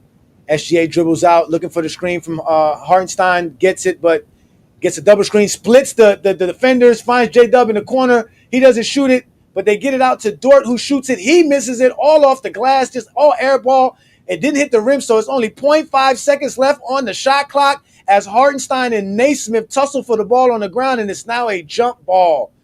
But it's only 0.5 seconds left on the shot clock. So if you're the Indiana Pacers, all you got to do is contest any shot. Because, 0.5 is going to be hard to get a – you can't really do nothing, right? Because once you tip it, the clock starts, right? You can't do nothing yet. Well, once you tip it, I think it might be live. It might be live off the tip, right? Or is it off of possession, though? No? I honestly can't remember. I think – yeah, because you got different rules. It's different rules. You're not doing much with 0.5. You ain't got nothing. You ain't going to have no time. Yeah. Okay. All right. So they count that as a steal? You seen that, right? You saw that, Lamont? Yeah, FanDuel they consider that a steal. That's not a steal. That's just a turnover. I think what FanDuel does, they'll count it. Damn, Indiana, man. I got to see this. Oh, here we go. The scoreboard ahead. Yeah, Mathurin hit a 3-pointer here. I know. You should leave the score up, man. You should, leave the stats up. Oh, Mathurin with a pull up. You should just leave the stats up, Lamont. This interactive stuff is messing it up. I'm doing a good job here. Hold on. Let me see. Oh, there you go, Mathurin. You want to use that? There you go. All right, so here we go. We got Hartenstein on the ball, top of the key. He double dribbled. You double dribble. So it's a turnover. Back-to-back turnovers for the OKC Thunder. 1 point lead to Indiana. This is not looking good for OKC if they want to win this game. It is not looking good. Indiana, as long as Indiana stays close, it will be a tough matchup. So we got Benedict Mathurin out here on the floor. It is Pacer ball. Nembhard has the ball on the right side. Caruso's on him. They get it to Toppin, who has Hartenstein on him. He's above the key. He's looking to pass it to someone, gets it to Nembhard. Looking to set the screen again. 10 seconds on the shot clock. Nembhard finds Siakam. Siakam finds Toppin for the open three. He misses. Siakam goes up for the rebound, and they foul him as he tried to tip it in. He will be going to the free throw line because we are in the bonus, ladies and gentlemen. It is a low-scoring affair, as Lamont stated. The Pacers are doing a good job of getting back and not allowing any transition offense for the actual OKC Thunder, which they thrive at. And right now, we're going to send Siakam to the free throw line so that they can take a 3-point lead. Ladies and gentlemen, without Haliburton, the Pacers are fighting. They're giving it their all. 43-42. It's now 44-42. Siakam makes the first free throw. Do you see what happens? This is why I think the Pacers formula of building a team is going to become more valuable, because we watch Haliburton go down, and it almost seems like nothing has really changed for the Pacers. They playing the same style. The guys is stepping in seamlessly, and it really don't look like nothing's changed other than Haliburton's just not on the court. But everything that they've been doing has been seamless, and I think that's why this roster, the way they've built this roster, is going to be something that other teams pick up on, because with injuries becoming more prevalent, this is why so many teams are just so reliant on their best player being available to even have a shot. And this is kind of showing you a formula where you can have a lot of ways to win, even if your best guy goes down. Facts. And that's why you got to be versatile as a player in general. That's why you can't just be a one trick pony like the players of the 1900s. Everybody can do everything. I need to do everything. I need to rebound. I need to defend. I need to shoot. I need to dribble. I need to know how to do everything. The more I can do, the better it is for me and my team. Oh, here goes Nembhard. Mid-range. He misses it. McConnell gets the rebound. No, he misses it. No, he didn't get the rebound. It goes to OKC. It's still a 3-point lead with 43 seconds left to go. SJ has the ball, works it to the right. He gets it to Hartenstein, who goes all the way to the basket on a pick and roll and scores on an and one to try to get a 3-point play right here. Hartenstein, big time right there. What a play, as they basically try to step out on SGA on that screen and roll, but Good dive by Hartenstein, and a good catch. Took it up strong, and he was fouled, definitely fouled multiple times, and he put it in, double clutched it as well. Shout out to Hartenstein for that one. That was a great basket. All right, so he has 4 points and 6 rebounds. Like I said, he's been controlling the boards. 6 rebounds is a good amount to have in the first half. So he makes the free throw. It's a tied ball game, 45-45, 39.2 seconds to go in the second quarter. Game 7 of the NBA Finals. Nembhard is on the floor. They're going to call a foul. No, they don't call it. They do call it. Get the hell out of here. Why would you do that, Mathurin? Like, that doesn't make sense. What are you doing there? Oh, you know what, though? That's really not a foul, though, to be honest with you. Like, he didn't run into him. Like, I got to see it. I'm still not caught up with it. I want to see it. But they call it offensive foul? Yeah, they call the offensive foul. That was just, oh, my God, bro. Let's go. Here we go. SGA has it, working on the left side on Nembhard, looking to step back, crosses over to his right, dribbles to his left, tries to spin to his right, go off the glass, and he doesn't make it, in and out. So that is a foul on Nembhard, putting SGA to the free throw line with 24 seconds left to go in the game. 24.5 seconds left to go. So there will still be they still showing the Haliburton damn injury. Come on. Yeah, I don't like that call right there. Two guys running into each other, and it has no impact on the actual play itself. Yeah, because Lou Dort could have got out of his way. On top of that, Lou Dort could have got out of his way. He didn't do none of that. He could have got out of his way. That's just a collision between two players. Exactly. He wasn't even trying to set a screen. Exactly. He was just running across the court. So that's that you know. But it was the ref on the backside that made the call, not the ref that was on the sideline. So tough call. Yeah, man. So SGA makes both free throws. It's a 2-point lead with 24 seconds left to go. Let's see if the Pacers could tie this game. We got Siakam trying to get across half court before the 8 seconds. He does.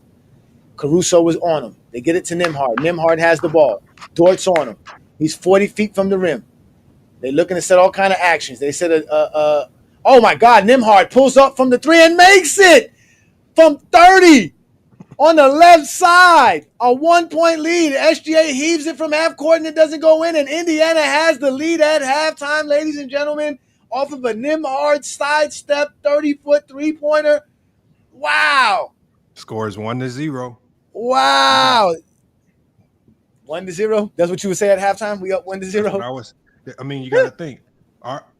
Because the one thing you got to do is you got to rally around the fact that we got to do this for Haliburton. Like you can't let them, because they're all gonna think about the injury. But you got to make them think about the injury in a way where, okay, we're gonna use it as some type of motivation, and you got to get guys to step up. Nembhard's gonna have the half of his career. McConnell's gonna have to play good. Turner's gonna have to find a way to wake up, because like they're not gonna be able to do this without Turner. Like Turner's gonna have to wake up some way, shape, or form. Give him something on the offensive end, and if you get anything from those guys, from the others, I know Siakam's gonna show up. I know he's gonna be there. But if you get the others to actually show up, especially Turner, that's when they become almost unbeatable. Is when Turner's making shots. That's when they become extremely hard to beat. So exactly. And I said the same thing that you said about the Haliburton injury. I said it's one of two things. It's either one, they could rally behind this and say, hey, let's win this for him, or two, they can sit in the somber moment and just let it linger and not really respond well. So as we can see, they've responded well. So let's see if they can keep this up, and let's see what OKC can do, because again, there's only so much adjustments you're going to do. We know exactly where you go, where you want to go, what you want to do. You just got to execute. You guys got to set the right screens. No silly plays. You know what I'm saying? And again, you got to give complete effort. It's game 7, ladies and gentlemen. It is game 7. So again, it is a 1-point lead, 48-47. Indiana's up. Indiana is basically shooting 42% from the field. They're 16 of 38 from the field. They're shooting 50% from the three-point land, 8 of 16. That doesn't go well for OKC if they continue to shoot that well. They need to do better on the free throw line, as they're shooting 61% from the free throw line. They got 28 boards and 9 assists, and they got 8 turnovers. So they got to do a little bit better job on the turnovers. The OKC Thunder are shooting 40% from the field. That's not going to go well. They're shooting 22% from the three-point land, but they haven't been shooting good from the three-point land at all the last 3-4 games. So that's not boding well for them. But they're not shooting good from the free throw line. 9 of 13 doesn't sound bad, but it's not what OKC normally does. They're usually like 11 of 13, 12 of 13. They're crashing the boards. They got 12 assists, so they are moving the ball. But they only got 4 turnovers, so they're doing a good job there. They got 6 steals compared to the Indiana Pacers only got 3 steals. But again, it's still a close game. It's a 1-point lead. Siakam is the leading scorer for the Indiana Pacers. The leading scorer is SGA with 16. So, and SGA is not even playing bad. He has 16 points, 7 assists, 4 rebounds, no turnovers, a block. The only thing is he's missing his 3-pointers. He's 6 assists from the field. I mean, from the free throw line. So he's actually playing well. So it's actually they're actually doing a good job. Yeah, it's a low-scoring game. Keep the score low if you're the Pacers.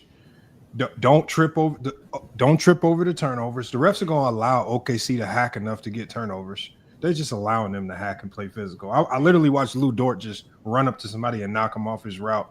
And so the refs are gone. They're just settled in on letting OKC be physical. Just get back. Just don't cry and sulk. This is not the game. This is out of any game. This is not the game to cry about the refs. You just got to live with whatever they call. And I think if that Pacers can keep it half court, just keep the game half court. Look, that's all they've been doing. And look at the score. as crazy as Indiana then looked this whole first half, crazy as they up 1 point in the NBA Finals of a Game 7, and so OKC settled into shooting too many threes. That's what they're doing. They're shooting too many threes. They got to stop shooting threes. Get to the basket. Williams got to wake up. I mean, if they want to win, but J Dub got to wake up. Yeah, J Dub got to do something. Prepare for this. They didn't prepare for this. I think in a sense they even kind of shell shocked that Haliburton's not on the court, because now the Pacers are playing different players, different scheme, different kind of style. You did all this planning to stop Haliburton. Now he gone. Now you got to plan your game around stopping Nembhard in a completely unique attack that you haven't seen all year. So, yeah, that's crazy. Yeah, that's crazy. And Nembhard could play, man. Look at Nembhard taking them shots. Hey, we again, Lamont. The Zesty Jeffries. Like I said, they wonder why I call people Zesty Jeffries. They're everywhere. They come out of nowhere. It doesn't matter the name. The whole quarter, no dunks in nobody's face. Now you're supposed to be dunking. That's some 90s stuff. Nobody care about dunking. A basket is a basket, sir. And I'd rather have a 3-pointer than a dunk, right? You shouldn't to say anything, bro. It don't matter what they do, man. Yeah, and then this guy right here, this guy MG said it's all scripted, but he didn't put his money on the team that was scripted to win. He says it's all scripted, but he don't got the script so that he could put his money down on the team that won. I said that about Carcino all the time. I was like, Carcino say everything is scripted. I said, how are you losing any bets if there's a script? Like, the script should be so easy for you to read that you should be rich. No. Damn. They are the funniest. Carry Haliburton off the court. Damn. Yeah, I don't want to see it, bro. I can't believe they keep showing it. Like, oh my God, they keep showing him it. off the court. Damn, he was definitely in tears, man. Yeah. Damn, that sucks. Rob Dub say Alexa play I Had a Tiger. Nah, they not goofies, man. They zesty Jeffries. They're looking for attention from other men. They say stuff like this just to say so they can argue with you. They're looking for attention. They seeking it, and they're gonna find it in FYF and Goat James Kingdom, because we don't put our feelings involved in this. So they're the ones who will get their feelings hurt, not ours. Tell you that much. We got Hoodie Lamont in the building. Y'all don't know about Hoodie Lamont. You know what I'm saying? We got Hoodie Lamont in the building. Y'all know me. I'm always in game mode. I'm always prepared. You guys don't never want no smoke with me. MG in the chat cracks me up because he's always trying to be the de facto referee. He's always telling me about traveling and carries. He's just like my guy. Like, I'm not taking nothing that you say seriously until you actually show me you are a certified collegiate ref or something, man. He's just running around talking about I travel this and I travel that. Yeah, man. It's not gonna work for you, man. It's not gonna work for you. So, let's get to the keys of the game, because we don't want to let Zesty Jeffries disturb us from having fun here, Lamont. So the keys to, so the key factors is that OKC defense is not really doing that well. They're really not. They're I mean, I'm not gonna say that. They're scrambling. They're doing a lot. But like you said, it's hard to figure out what Indiana's doing with all of the. It's so many guys now you got to cover, right? So you got to cover everybody now, right? Nobody could be left open anymore. Caruso on the bench. I mean, we had Wallace hit a 3-pointer, and that was really it. And Caruso, so the bench is not really doing too well. They're not protecting the ball too well, and they're not protecting the 3-point line. So, I mean, I guess they are protecting the ball. They only got 4 turnovers, but they got a lot of these, these shot clock violations, which are considered turnovers too. So, but again, I don't know. I think Indiana's doing exactly what they should be doing. I ref junior high school. He said I ref junior high school, bro. Do you understand that whatever rules you were referencing is not the same rules as the NBA? Like, that's what makes y'all. That's what y'all. I mean, oh my god. They're idiots, man. They are just crazy, man. College is rigged. They want to say everything's rigged. Now college is rigged.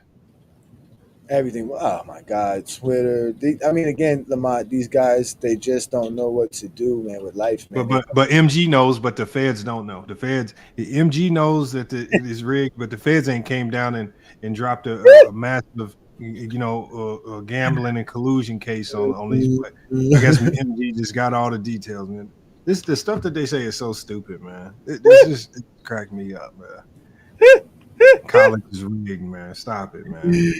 Oh my God, bro. These guys are the best, man. That's what I said, man. But again, nobody does it like FYF and Goat James Kingdom, man. That's why y'all see us doing live streams like this, man.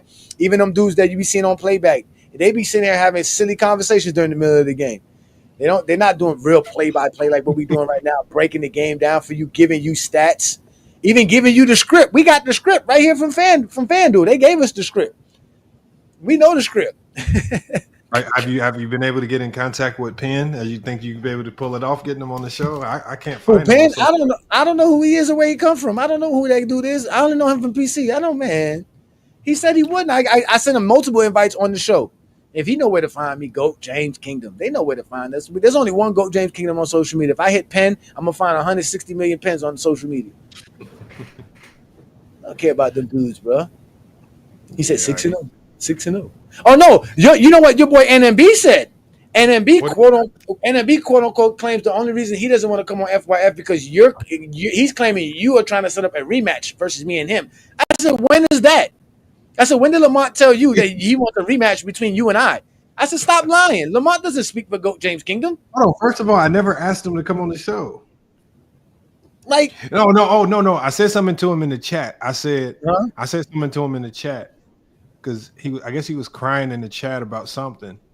And I was like, look, man, you can always come on FYF. We could do a rematch, but I mean, he don't have to come up here and do no rematch. Okay, so that's I see. Okay, so that's what he meant by do a rematch. I was really trolling. I was trolling him though. Like I'm not really. I mean, he can come them guys are gonna come up here and try to debate anything anyway. We don't have to set up a debate.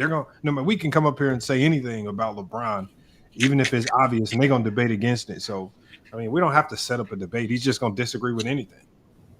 They can't talk the game, brother. They can't talk the game. Now, mind you, he did make up a pop-up appearance last final stream. I don't think you remember this. He popped up and he just said something real weird because he's a Dallas fan and he got off the live stream and you was like, what was that? And I was like, oh, that's one of those Jordan fans coming up just to be a part of GOAT James Kingdom.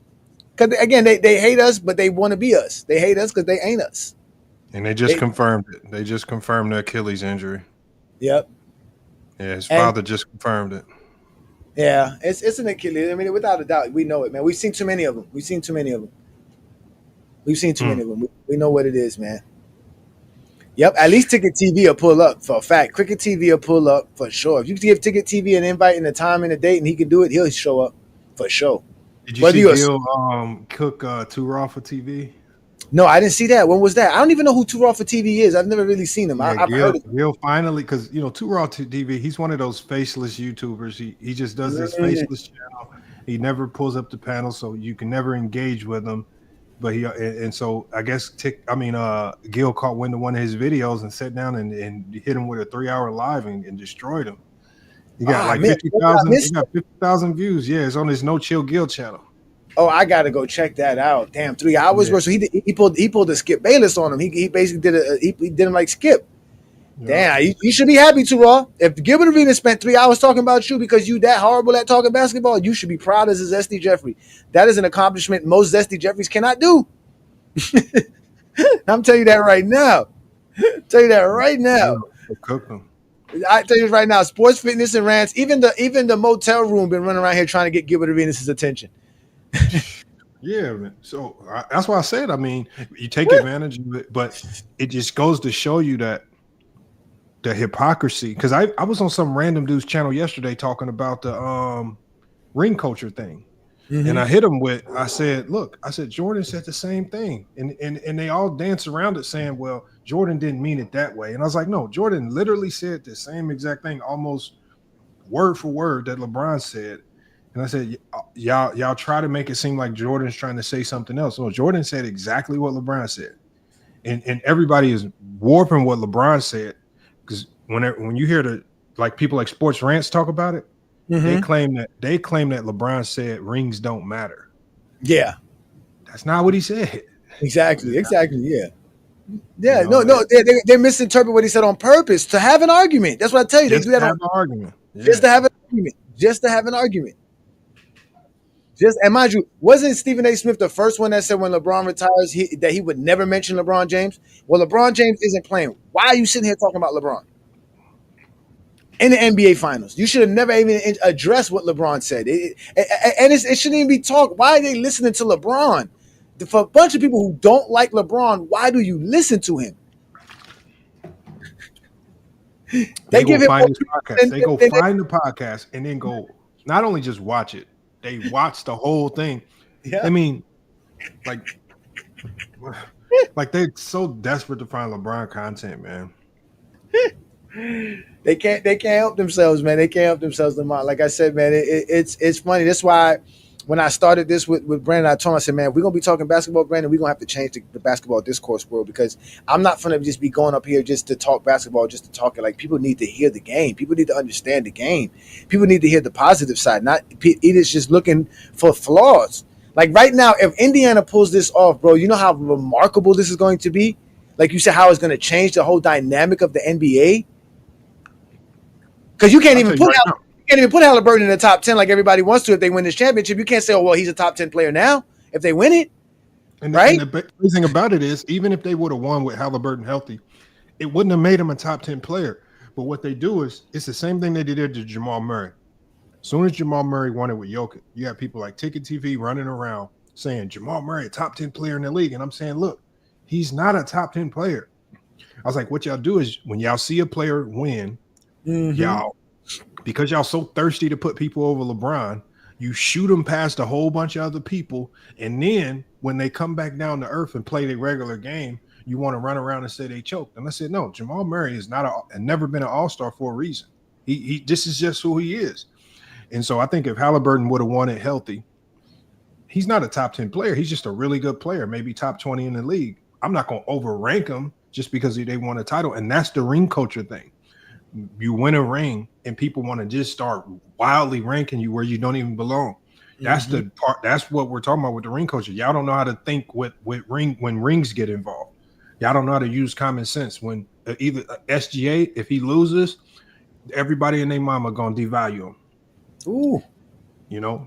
Ooh, not all that mid-range assassin being a Kobe idol, all that Kobe being his idol matter no more. No, if they lose, they're gonna. All the comparisons to LeBron are going to come out tomorrow. Everybody's going to compare him to LeBron tomorrow if they lose. They're not going to compare him to early Jordan losing or Kobe losing. They're going to compare him to LeBron. Oh, not Kobe shooting air balls in the playoffs. They act like that didn't happen. They act like that didn't happen, right? Yep. Wow, these dudes are hilarious, man. I can't wait. Oh, I'm definitely finna go on. What's it called? I'm definitely calling up because I don't even know how to call his show, but I'm gonna call him. I'm gonna find out how to call. Mandel? Yeah. We got to try to get him on FYF, man. I was surprised he showed up on Goat James Kingdom when he did, because in reality, I don't see him on no other platform. So for him to show up that day, we must have been saying something that had him so pissed off about Kobe that he felt he had to come check us about, because he claimed he wasn't coming there to check us, but I could just tell from like I mean my Zesty Jeffrey radar, it works very well, and I sensed it easily. Like I was like, yo, this dude's a Zesty Jeffrey. He's over here talking about like silly shit. Like he was just trying to, and again, he was coming with his little soft, monotone, voice. And I was like, bro, like that's not basketball. That's not how basketball works. Do you know where you just came on? Do you know what platform you just showed up on talking like this? He didn't know. That's why they said I snapped on him. But again, do your research, bro. Don't come on Go James Kingdom not knowing what the hell we be doing and what we talk about. But I was surprised he showed up. I think maybe that's why he don't go on other channels no more, because he realized that if I go on another channel, they can make fun of me. So we made fun of him bad. We made fun of him bad. Even I felt bad afterwards. Yeah, he's content. He turns into instant content. Instant content, man. Yeah, and like I said, I'm not going to waste my time going to look at your content just to find something just to talk about you about. That's why I don't make that's why I don't make my content on other content creators, because I don't have time to sit here just listen to you. If I don't like your content, I'm not going to listen to you. Like, So all right, we back at it, y'all. We back at it. All right, so now OKC will be going left to right. Indiana's going right to left. We got SGA, J-Dubs, Holmgren, Caruso starting the second half now. The ball goes out of bounds after a missed shot from SGA here off of Naismith. So the Pacers are going to go with their normal starting lineup. You got Siakam, Turner, Nembhard, Naismith, and hold on, wait, no, not because they don't got Haliburton. So who's the other? I think Mathurin's on the floor. Oh, they got the snow bunnies out. The snow bunnies are everywhere. Yeah, it's OKC. Okay, yeah, no, they're going with Mathurin. So Mathurin is starting the second half. Oh, here comes Chet Holmgren, finally showing what a big man's supposed to do. Gets the off the glass and scores the basket. 1 point lead, 49-48. Here we go. Nembhard finds Naismith. Naismith almost takes the jumper, but doesn't. Lamont, is the floppy action only within the 3-point line? Can the floppy action be something to get you a wide open 3-pointer? Yeah, floppy that's what is most commonly used for, to get you wide open threes. Okay. That's what it's most commonly used for. But you can use it to do a whole bunch of different stuff. But yeah, it's usually used to generate threes. Okay. All right. So here we go. Boom. Here you go. J-Dubs open for a 3. He misses, but it's a rebound by Dort. He takes it out, gets it to SGA. SGA's on the left side. He got Naismith on him. Naismith, who has been horrible defensively. Oh, what was that? Oh, my God. That wasn't a carry? Oh, my God. Lou Dort throws a haymaker in the air, and it goes in. A 4-point lead after SGA clearly carries the ball. Clearly carried the ball. Wow, they leave Siakam open after Mathurin shot a shot at the basket and got it blocked by Chet Holmgren, and he makes it 1-point lead. There's a whole bunch of Pacer fans in the arena. I would be upset. We got all these yellow people walking around here. Here we go. Yeah, no, that was Lamont. He legitimately went to go for a pass and then did this. Like that was a legit carry. Look. Yeah, that's bad right there. Oh, that's a carry. Without a doubt, that's a carry. He legitimately did that. Like that, yeah. Wow. Yo, they just let SGA get away with murder. You better not, what's it called? You better not lose if you get away with this much murder. Oh, my God. Good defense by the Pacers. Here comes Caruso to the basket. Defended well, but they get the tip in. Oh, man. OKC is hustling this right now. OKC wants it right now. They're out here fighting for rebounds. They're crashing the boards on the offensive side. So it's a 3-point lead. Caruso got 10 points. Here goes Nembhard on the left side. He pulls up for the 3-pointer. In and out. Just missed it. Rebound, J-Dub gets it to SJ on the left side. He's trying to work it on Nembhard. Almost loses his dribble, but gets it out to Dort. Dort says, I'm feeling it. Shoots it. He misses it. Caruso tries to get the rebound, but doesn't. Mathurin grabs it. Gets it to Nembhard. Here come the Pacers. Oh, a turnover as Nembhard tried to get it to Mathurin. J-Dubs gets the ball. Oh, what a double clutch shot. He had got it blocked, but then double clutched it and shot it back up. They're going to give Rick Carlisle a technical foul if he doesn't calm down. It is a 5-point lead, and J-Dub and the OKC crowd and everybody is hyped. Oh, man, that was a bad pass. But, I mean, that's a good active hands by Caruso. What a move. Yo, that's because he blocked it, and he still got the shot up. Wow, that is a nasty play by J-Dubs. Wow. Damn, Lamont. OKC came out firing in this half. Okay, though. It's still a game, though. It's sloppy. They're playing too fast. Mm-hmm. They got to realize Haliburton's not here. They can't play fast. You got to bring in McConnell. Get McConnell on the floor. Nembhard is turning it over again. Nembhard was a turnover machine in game, game 5? Mm-hmm. He was horrible in game 5. I mean, OKC's good to have some of these bursts. I don't mind it. It's about how you react coming out the timeout. Yeah, you got to do something off this timeout. You got to get a basket here. You got to do something. You can't slip this one here. Damn, why are these people? Where do these bots come from? Lord have mercy. I'm not seeing them. Are you seeing them, or did you? I just got rid of one just now. Yeah, the NBA Finals thing, and they have the whole thing too. It's crazy. Yeah, just keep saying NBA Finals. It's like a million of them keep popping up. Not sure how they do it. Yeah, it is what it is. But again, y'all support us by becoming members of the channels, subscribing to both channels. Follow us on all the platforms that you have on social media. Just type in FYF Sports Debate or type in GOAT James Kingdom, and you'll see us. We there. We're on Twitch. We're on Kick. We're on Discord, TikTok, Instagram, Facebook. Obviously, right here on YouTube. The best basketball content creators here on the whole YouTube world. Oh, the Shaq thing. Have you talked to him about the Shaq post? Who? Talk to who? Just the people in general, man. A lot of people don't know. Yeah, I mean, a lot of people don't know. I did post it in our GOAT James Kingdom community. I did tell a couple of people that I did send to some of our haters. But remember, I told you I wanted to see what happened after the 24 hours. So let's see what happens after the 24 hours. I can tell you this. Remember, I told you it was at 35,000 views last night. When I woke up this morning, it was at 160,000 views. That's tough right there. Yeah, exactly. I haven't checked it since earlier this morning because I've been, busy getting the show ready for 12 o'clock. And then after the show, I had to do a few things. I'm finally done with sending my son to college, man. That's it. He's finally gone. He's done. He's away from home. Bye. Good luck, son. If you need me, call. I love you. I love you. Going to school in Florida? Yeah, he's not too far from home. He's not too far from home. He's right up the road. He's not too far. Staying on campus? Yeah, but he's staying on campus. Yeah, he got himself a good scholarship and some good financial aid, and obviously a little bit of money from mommy and daddy and family. So yeah, he's going to be on campus, and I think he's going to do sports medicine. That's a good field right there. There's a lot of money there. Yeah.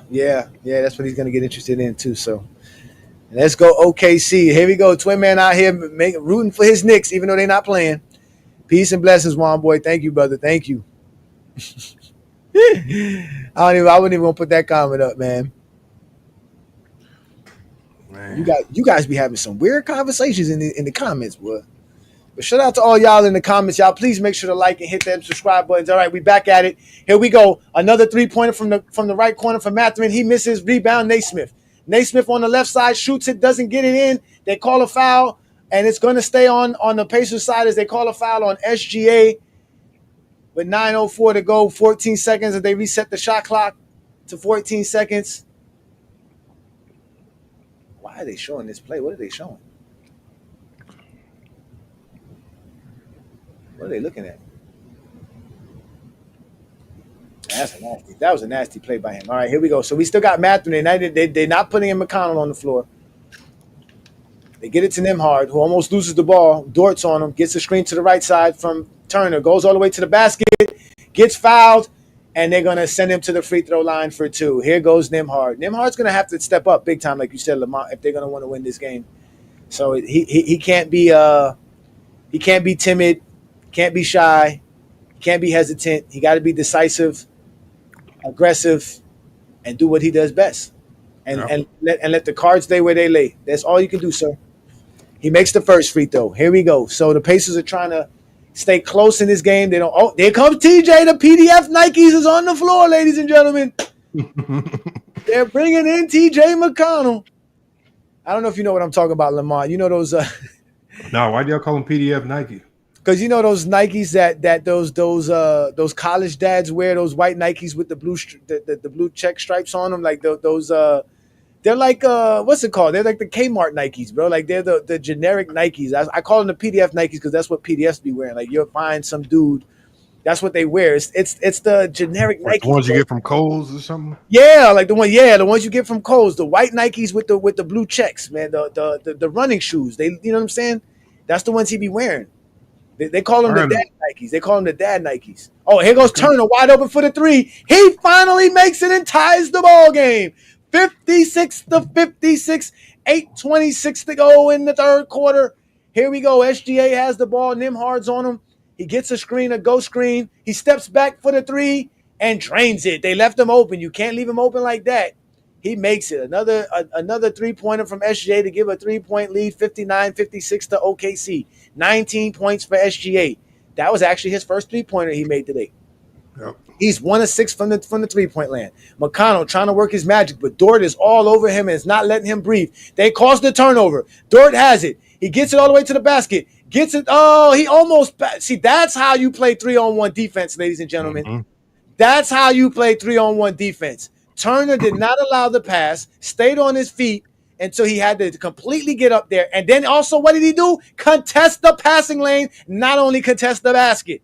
So they couldn't get the ball off. And again, you have 3 guys at the paint. So it was an easy way. It was easy to defend. If one of those guys was out for a 3-pointer, maybe they could have got an open 3-pointer, but they didn't. But they get a 3-pointer now, coming off of the out of bounds, and now they get back up by 6. McConnell is killing them right now. McConnell's the guy who they need to have on the floor, right? So here we go. McConnell goes all the way to the right side, and he loses it. It's another turnover by the Pacers. Back-to-back turnovers. Jalen Williams working on the left side. Gets it to SGA. He's going to get a screen on the right from Holmgren. Gets the screen, works his magic, gets to the right elbow, spins to his right, finds Jalen Dubs open on the left side, and it trickled in. It's a good one. 3 straight three-pointers from OKC with a 9-point lead, ladies and gentlemen. Can this be the run that OKC needs to kind of take control of the game and get themselves an NBA title in a Game 7? We haven't had a Game 7 since 2016 when the GOAT surprised everybody with a 3-1 comeback. But can the OKC Thunder do it here? Win the championship. They're hitting their three-pointers now. They were missing it earlier, but now they're making it. They are definitely doing some magic right now. 5 minutes. These next 5 minutes is going to win or lose the game for the Pacers. They can't twiddle around with a 9-point lead and just play even basketball there. They gotta win the next 5 minutes and tie it or get the lead. It's over with if they can't do that. So they're letting it get out of hand. The turnovers. McConnell's just sloppy with the ball. He's driving without a plan, doing too much silliness. Yeah, I said it, Lamont. They had to win the turnover battle right now. They're not winning the turnover battle. So that's a part of it. Again, it is a Game 7. No strategy involved. It's all effort, execution, the least amount of mistakes.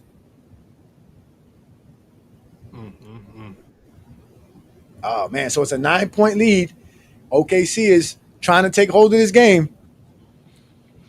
Damn, man. Siakam got to find a way to put his imprint on the game too, man, because they're allowing TJ McConnell and these other guys to dominate the ball too much.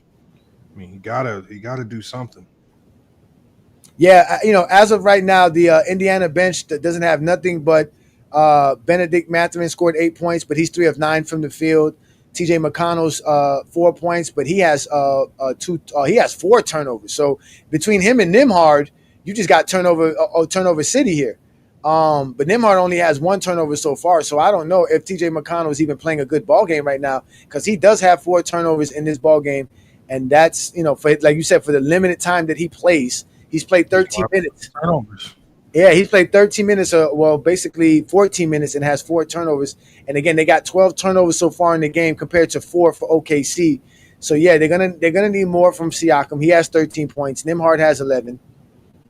He has a third of the turnovers in 13 minutes. Like, it's like you got to slow down. Like he's playing too fast, and he's, like I say, to me, he plays hard, but he does too much stuff without having a plan. He drives without a plan. He jumps off the ground without a plan, and you just putting yourself in these bad situations, man. If you're going to attack, go attack and just try to score, get a shot up. That's more valuable than a turnover. But guys got to do it. Guys got to do a better job though, cutting to when he's driving, because that's what he's looking for. He's driving to look to get that cutter. Everybody's but but the problem is he's so little. He's not baiting the help into committing to him. So nobody's leaving a man to go stop McConnell from driving. Like, you should be able to hold that assignment down one-on-one. And so you can tell that they're just going to stay home when he drives. And he's just going to – now he's out there playing. He's driving. And if it's a switch, he's trying to drive on Chet or somebody like that. So, I don't know. Yeah, let's see. We got to see. We got to see what they can do. Like you said, these last you got 7 minutes to go here in the third quarter. So you say these next 5 minutes are very important, right? There we go. Good start. They got to look. There you go, TJ McConnell. Shout out to you, Plays by CJ. Thank you for joining us. We are doing the live NBA Finals Game 7 play-by-play. TJ McConnell drove all the way to the basket, but that's on Casey Wallace, who's basically almost the same size as him. So, all right. So we got a 7-point lead here. Haliburton was injured. He tore his Achilles in the first quarter after hitting 3 3-pointers and had sparked a good energy for the Pacers. Pacers had the lead in the first half by 1, but now they're down 7, and SGA is working it on the left side, gets past Nembhard all the way to the basket and scores on the baseline. What a great play by SGA. Back to a 9-point lead, 67-58. SGA, 21 points, 9 assists, no turnovers. They can't say he's not balling. Here goes TJ, gets all the way to the basket again, but he got Holmgren, who's keeping him away from scoring, dribbles out, then dribbles back in. Nobody's cutting. They get it to Toppin. Toppin loses the ball as SGA strips it away. Dort gets it. They're going on the other end. Dort's on the right side. in and out dribble, gets it over to Cason Wallace. Cason Wallace finally finds SGA, 14 seconds on the shot clock. Let's see what he can do. He's on the right side, 30 feet from the rim. Crosses over, finds J-Dubs, who pump fakes for the three, goes left, and then he misses it off the glass. Rebound, Turner. So here we go. Can Naismith, McConnell, Nembhard, and Turner with Toppin on the floor make a run for the Pacers? Oh, my God. Connell goes all the way to the right side of the basket, scoops it in over the defense. Another easy basket from McConnell. Well, not really easy, but a tough basket by McConnell. He puts up 4 straight points for the Pacers. Here comes SGA. They step back 3. They left him open. He misses it. They better not keep letting SGA shoot those because he can make those. Oh, well, look, so speak of the devil. Remember what I said? He just got to get the shot up. What? You just got to get the shot up. Okay, here we go. Oh, my God. McConnell again. 6 straight points by TJ McConnell. Lord have mercy. Mercy have Lord. The PDF Nikes is out here balling. Here we go. Oh, SGA finds Holmgren on the dunk. Pick and roll, give it a sweet situation, a good cut, dive by SGA, by Holmgren, good pass by SGA, good catch, good finish, 7-point lead. Here goes McConnell again, all the way to the left side, goes right over again, 8 points straight for McConnell. But it's only a 5-point lead. Can the Pacers get a stop and get another basket on the other end? SGA dribbles all the way to the right, and gets a foul call as he tries to go up, and they call a foul, sending him to the free throw line. SGA getting the referees working his magic, but oh my God, but no foul there, right? They don't foul him. You didn't foul McConnell there. I like him, hey man. That's why I say with McConnell, he just has to get shots up. He just got, you said, figure out what you're gonna do, shoot it or pass, right? Yeah, he's being decisive. Like shooting the ball is way better than turning it over because you can look up and the shot to go in. Yeah, but you see the Nikes I'm talking about, right? You see the Nikes I'm talking about. I'm looking at them now, yeah. They call them the dad Nikes. That's what they are, the dad Nikes, bro. They're the dad Nikes. There's a whole meme where they show a guy that's going from being, in his 30s into his 40s, and he's becoming a real dad now, where you mow the lawn and and they show him, entering out of regular Nikes into those Nikes. Now he's officially a dad. He reached dad level. Yeah, man. Talking about back in my day. Jesus, man. There we go. All right, SGA misses the second free throw, and it's out of bounds on the OKC Thunder. So it's still a 6-point lead here, or a 6-point lead, 70-64, 4:30 to go. Pacers ball. Let's see if the Pacers can make that run here. They still got about 2.5 minutes here for Lamont's 5-minute mark to see if they can stay in the game. Here goes Nembhard, dribbles to his left, fade away from 12, misses it.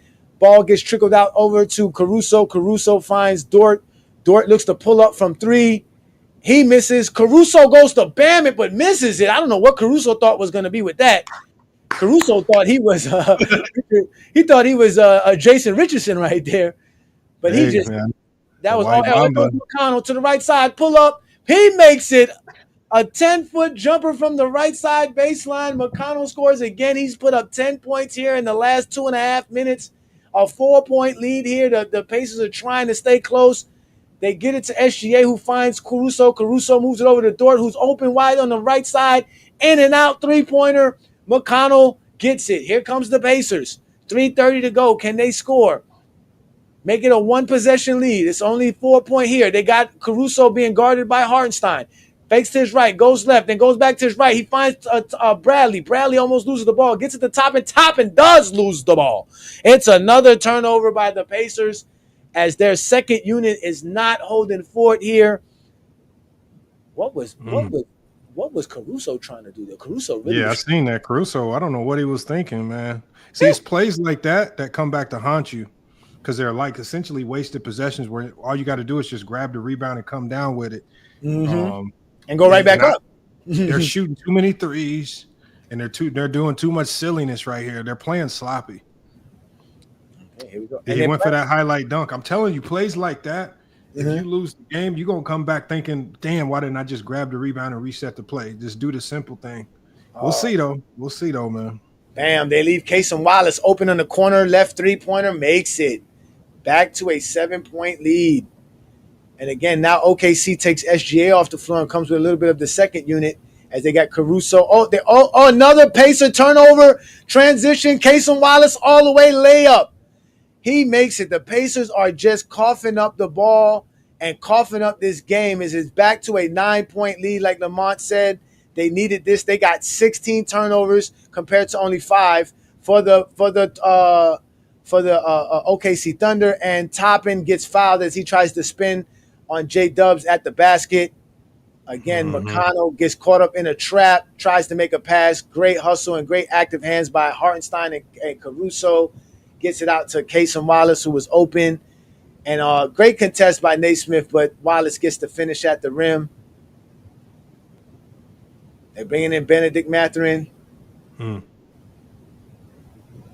gonna be 9-point lead. Yeah, it's going to be tough for Indiana, man. They're not. They got 7 turnovers in this quarter. You're not going to. Oh, they're bringing in Thomas Bryant. Oh no. That's not. I mean, that could be good or bad depending on what version you get. On which one you get, right? That's what I was just thinking the same thing. He hits a 3, it's back to activity. Here we go. They left him open. Let's see if he hits it. Wide open. Thomas Bryant. It's in and out. He misses it, but Mathurin gets the rebound. They hit the ball out on him. No, it's going to still be Indiana ball.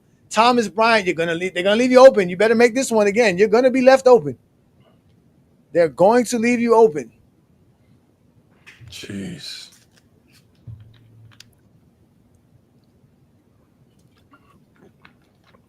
Oh, they're trying to get the ball and they can't.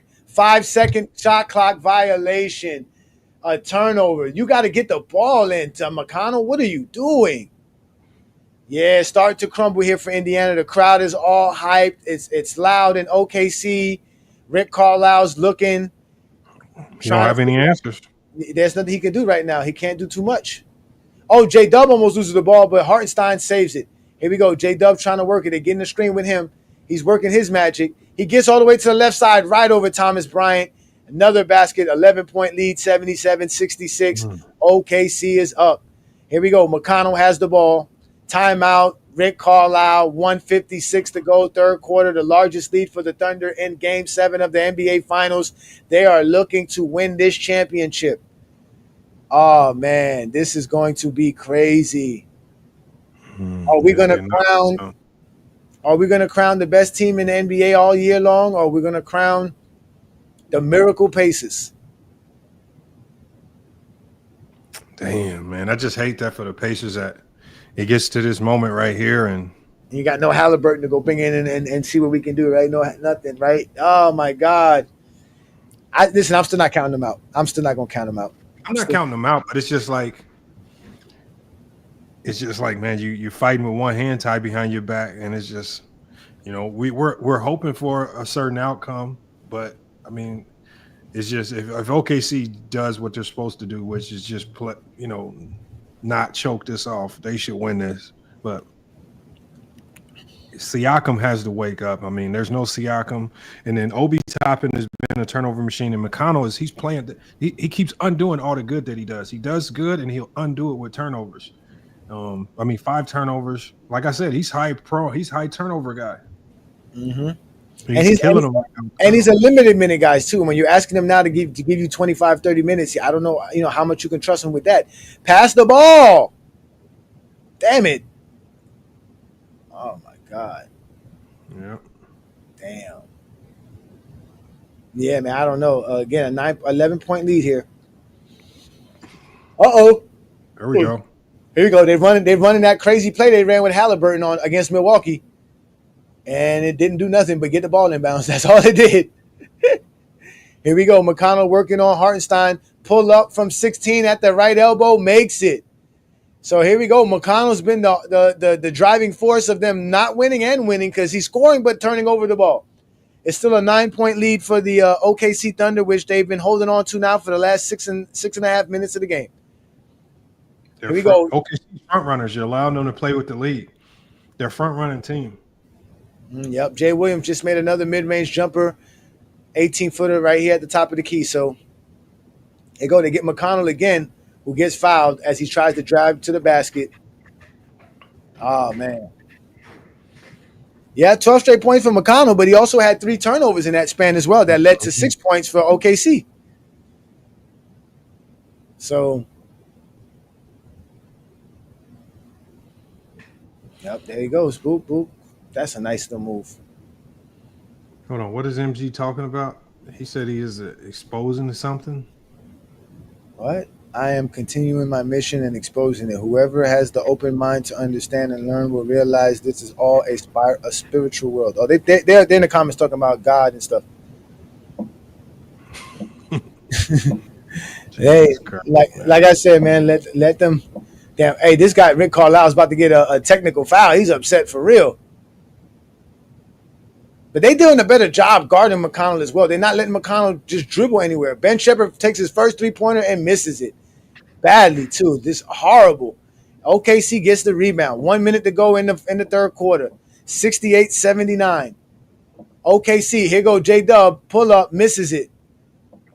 They get it to Mathurin, who gets the rebound. He goes on the left side. Siakam's now on the floor with Turner. They're trying to drive. Oh, here comes. Oh, McConnell almost goes off the right side of the glass, dribbling on the baseline, but it just trickles away. That didn't go in. So now it's OKC ball and a timeout by Dagenhar as he's starting to realize we got this game under control. Let's get a good possession here with 35 seconds left to go in the third quarter. 11-point lead for OKC. This is starting to be OKC's game, man. Starting to unravel. And so MG goes from knowing the game is script and not betting on it to trying to gather y'all up to be a part of his spiritual world. I guess that's what we're doing now, man. I guess you got to, Lamont, because you heard I don't know if you heard the United States decided to enter. I heard. Iran Israel issue, and I don't understand how people are upset about that when we entered the Ukraine and Russia issue. I mean, in a sense, because we was giving Ukraine bombs. Wow, we're giving them bombs and money. I'm kind of on both sides because one, I'm sitting there saying, well, why are we fighting Israel's war? And then two, I think Trump did make a promise that he wasn't going to let nobody just come in and try to bully the U.S. around. He definitely said that. So he's living up to his word there. So, and there's not much Iran can do. We bomb them. All they can do is bomb Israel. Cry. Yeah, they can bomb Israel. They can't do nothing to us. I was telling my wife that I was like, baby, there's no country who has any army base anywhere near America. We're good. Like we good. America hasn't been attacked in almost 80 years. Yeah, you need a navy. You need a navy to attack us, and we got the best in the world. Exactly. So unless it's coming from China, so that's the only problem is China and Russia. But even at that, it would have, like I said, I told you it would have to be something like a nuclear war. We'd have to end the world. Like you said, you'd have to have a navy to send people over because by the time your missile get over here, we're gonna shoot out the sky. Mm-hmm. And I'm saying I'm a part of the United States, but either way, it is what it is.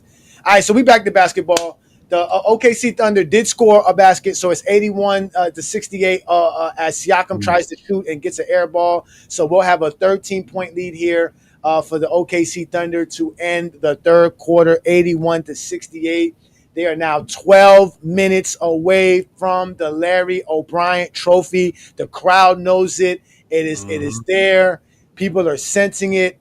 This is going to be a tough uphill battle for the Pacers without their brilliant star, which I will say is a superstar. He's clearly a superstar, as devastated as we all are, finding out that he could not play this game and he got hurt in the middle of this game. So obviously he's a superstar. He's beloved by NBA fans and Pacer fans alike. And again, shout out to Haliburton. We wish you nothing but the best. And again, nothing but a speedy recovery and looking forward to seeing you again on the basketball court, my friend. Yeah, man. But again, the Pacers are going to have to figure out something without him. They're down 13, 81-68. It's all SGA and the OKC Thunder team right now. SGA with 22 points. J-Dub has stepped up with 14 points. Chet Holmgren sighting. I remember I said we needed a Chet Holmgren sighting for Game 6 for them to win. He's playing today. 5 of 7 from the field. 5 rebounds, 2 blocks, 12 points, no turnovers, only 2 fouls. So he's actually stepped up very well for them. This might be his game. But again, we're going to need something from Siakam. He only has 13 points, or Nembhard, or Turner. Turner only has 6 points in his ball game, ladies and gentlemen. 4 rebounds, no blocks. He's not doing anything.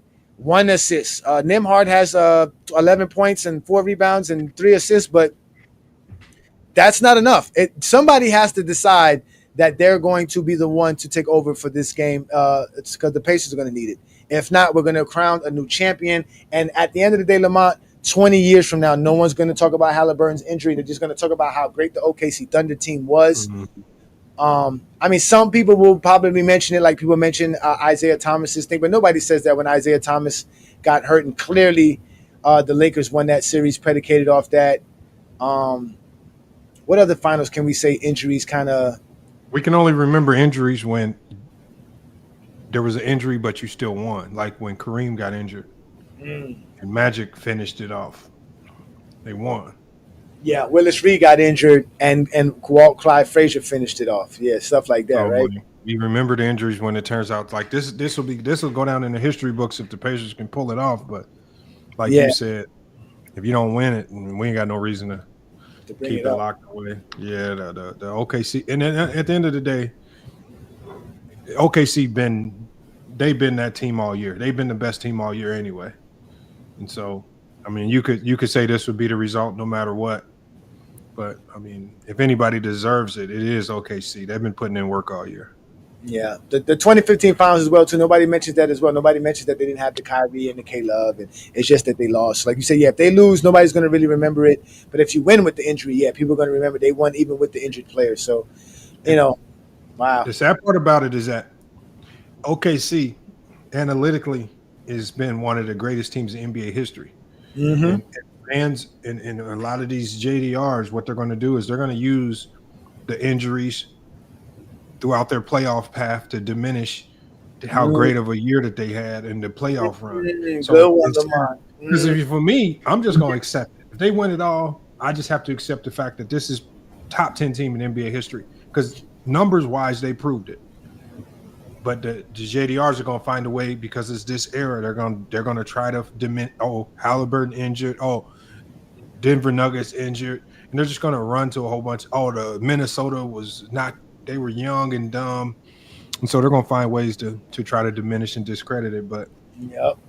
Well, we back to action, and again, Toppin misses a 3-pointer on the left side. Ball goes out of bounds, so it's OKC ball, 81-68. We starting off this fourth quarter with Mathurin on the floor, Nembhard, Naismith, Toppin, and Siakam. For OKC, we got SGA, Holmgren, Lou Dort, Aaron Wiggins, and Caruso. So we get Wiggins has the ball now, working on the left side, dribbles to his left, spins to his right, gets it to Caruso on the right side. He gets it back to SGA on the top of the key, step back 3. He drains it. Oh yeah, this is about to be a blowout. This is about to end very nasty for Indiana. Oh man, here comes Naismith. Naismith looking to pull up, which he doesn't create his own shot very well. Oh, he almost tries to pull up for a 3, and the ball gets tipped out of bounds, and they say it's out on SGA and them. Damn. 9 seconds left to go on the shot clock. It's still Indiana's ball. They're asking them to do it. They're telling them the crowd is screaming replay. They call a timeout. I don't know why. Oh, wow. You know what? It did go out on Naismith. Nobody touched that ball. How do you not see that, referee? Like, how do you? Well, I can see why he didn't see it. Okay. Yeah, it went out on Naismith. And it's going to be OKC ball there, Lamont. OKC's pulling away. It's getting bad. It's getting bad. You know what I think they should do with the challenge rule? And somebody said this. I forgot who said it, but they should make it like the timeout. If you wave your hand like the players are all waving that circle, that's automatic. You call it. Like if they make that rule like the timeout, it'll stop players from running and jumping around talking about challenge it. Because it's just bullshit. You're just BSing time, and you either call it or you don't, or just get to playing. Because it's already a nasty delay in the game anyway that nobody really wants. But I think they should make it like the timeout. And then if you do it and you don't have any, it's a tech. Ooh, damn. That'll stop. That'll discourage people from doing anything. I don't know. I think what I don't like about the it's not the fact that they always want to call it. I think that they shouldn't have as many as they have. I don't think you should be able. Like I said, I don't think I guess every play matters, but still, it's like, when you're in the second quarter and it's 8 minutes to go and you're challenging a ball that went out of bounds or not. It's like, for real, that's what you're challenging, an out of bounds call? Like, yeah. I think they need to limit the amount of challenges you can have. Every team, like I went to a Phoenix Suns G League game.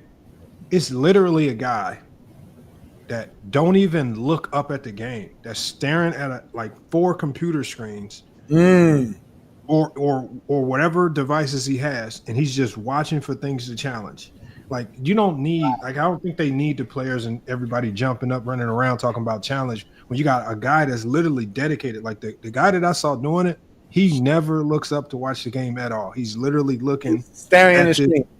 That's it the whole time, watching for things to challenge. Like, so I think most teams got it pretty much covered. But I just think, man, it makes them kind of look silly, and you just waste time, players jumping around crying and stuff. I think that's what I would do if I was the NBA. Yeah, but we'll see. Yeah, we'll see. But the challenge for this one is going to obviously be a win for OKC because it did go out on Naismith. So, it'll definitely be their ball. So it's obviously a good challenge. The crowd was telling them to do it too. The crowd was screaming it. But can you imagine if you're that guy that's your job, you get paid to do that, to sit there and watch to see if you want to challenge something or not? Mm-hmm. That's a nice little job. Yeah, that's what we said too. Easy. We said the same thing. Injuries are a part of the game. It's unfortunate. It is the next man up mentality. But it still doesn't hurt the fact that we were all excited to watch a real great Game 7. We wanted to see what happened. But again, prayers out to Haliburton and his family. Speedy recovery. Best wishes to them, man.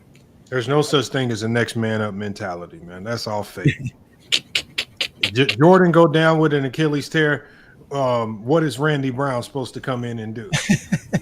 They're going to show it again.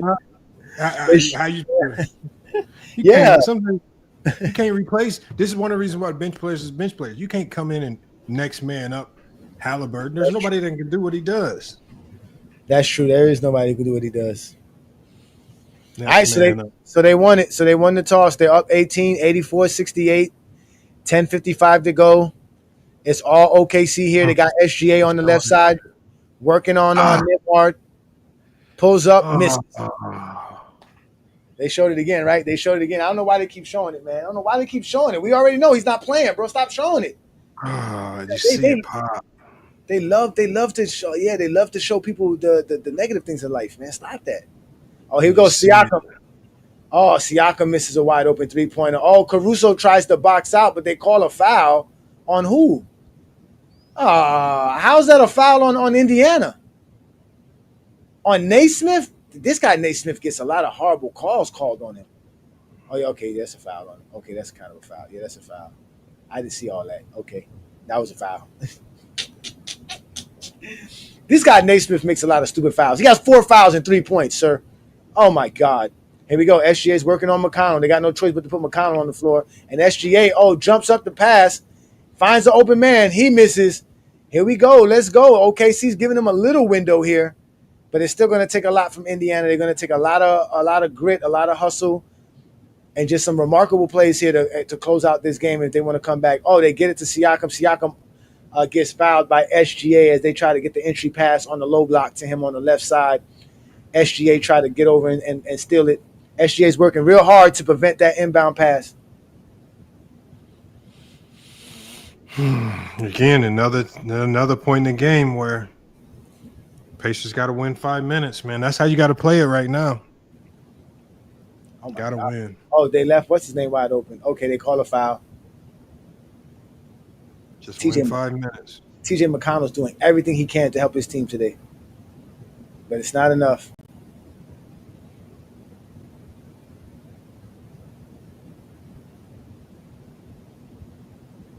Wow, man. A Game 7 on your home floor. You want to win this one badly. Here we go. They're bringing in Casey Wallace. who's actually played well today. Yeah, he's been the one that's forcing McConnell into a lot of these turnovers. Him, they're sending them to the centers. Now they got Lou Dort on them. Now they really are guarding T.J. McConnell. They're like, listen, man, no more of this nonsense with him. Oh my God, you got to take that shot. Wow, come on, Siakam. Oh, Siakam misses the shot after the. Oh my God, yeah, this is not looking good, Lamont. 14. My bad. Yeah, a 16-point lead here. 84-68. SGA has the ball. The Pacers are 8 of 22 from the field in the second half.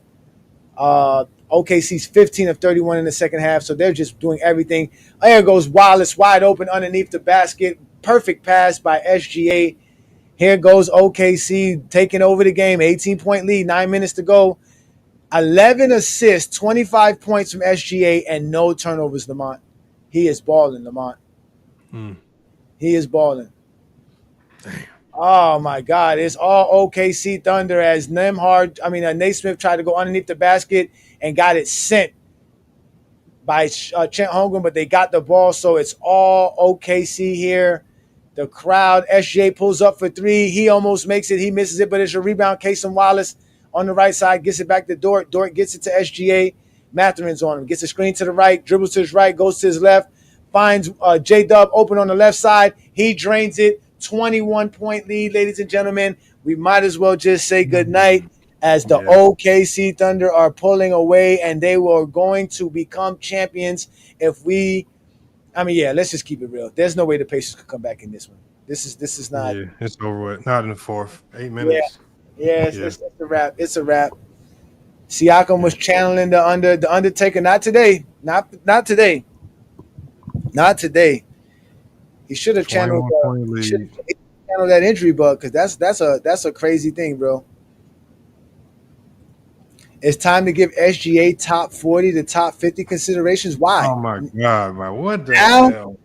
Now, Lord have mercy, y'all, or something else, bro. Like, geez, he hasn't even given you let him finish. Let him at least get through half of his career. I don't even think he's even at the halfway point. You know, top 40 consideration of 1 championship and 1 MVP. He's on the verge. I don't know where he's gonna fall.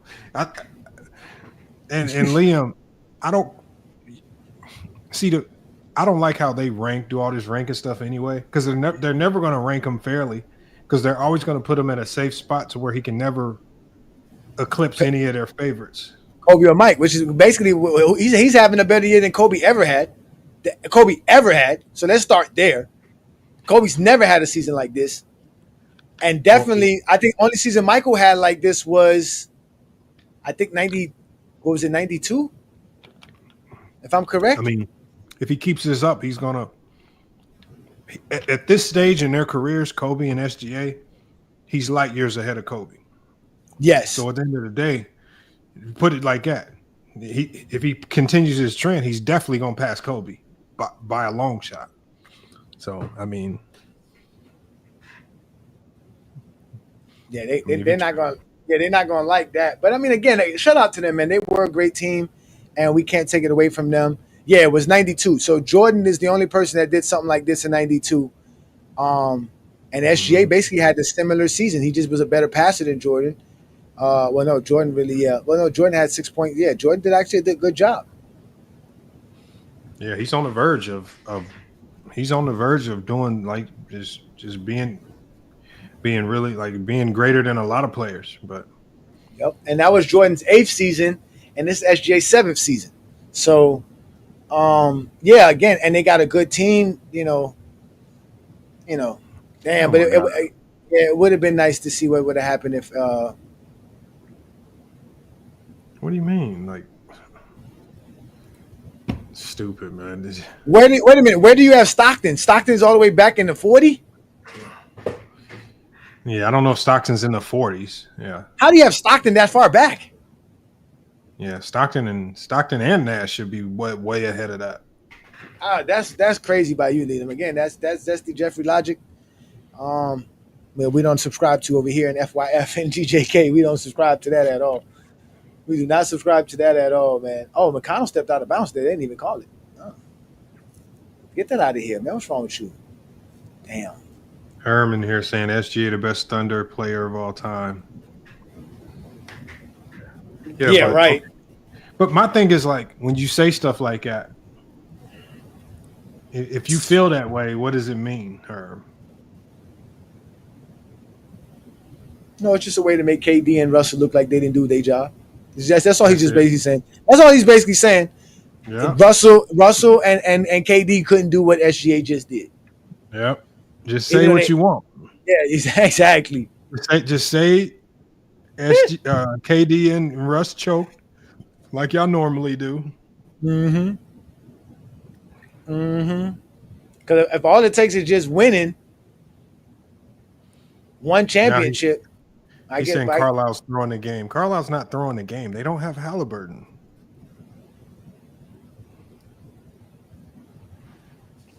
Yeah. A guy that communicates on both sides of the ball for them. And does so much. He's like TJ McConnell, but actually somebody who can leave on the floor for 30 minutes. He's an energy guy on top of that. So, oh man, yeah. Oh, they call a foul. Where? My goodness. This is starting to be ridiculous. Yeah, man. He said SGA did it. He also did it better than Kobe, too. Kind of did it better than Jordan as well, because this competition is tougher than what Jordan had to go through. Jordan didn't have to go through choker. Jordan didn't have to go through none of that.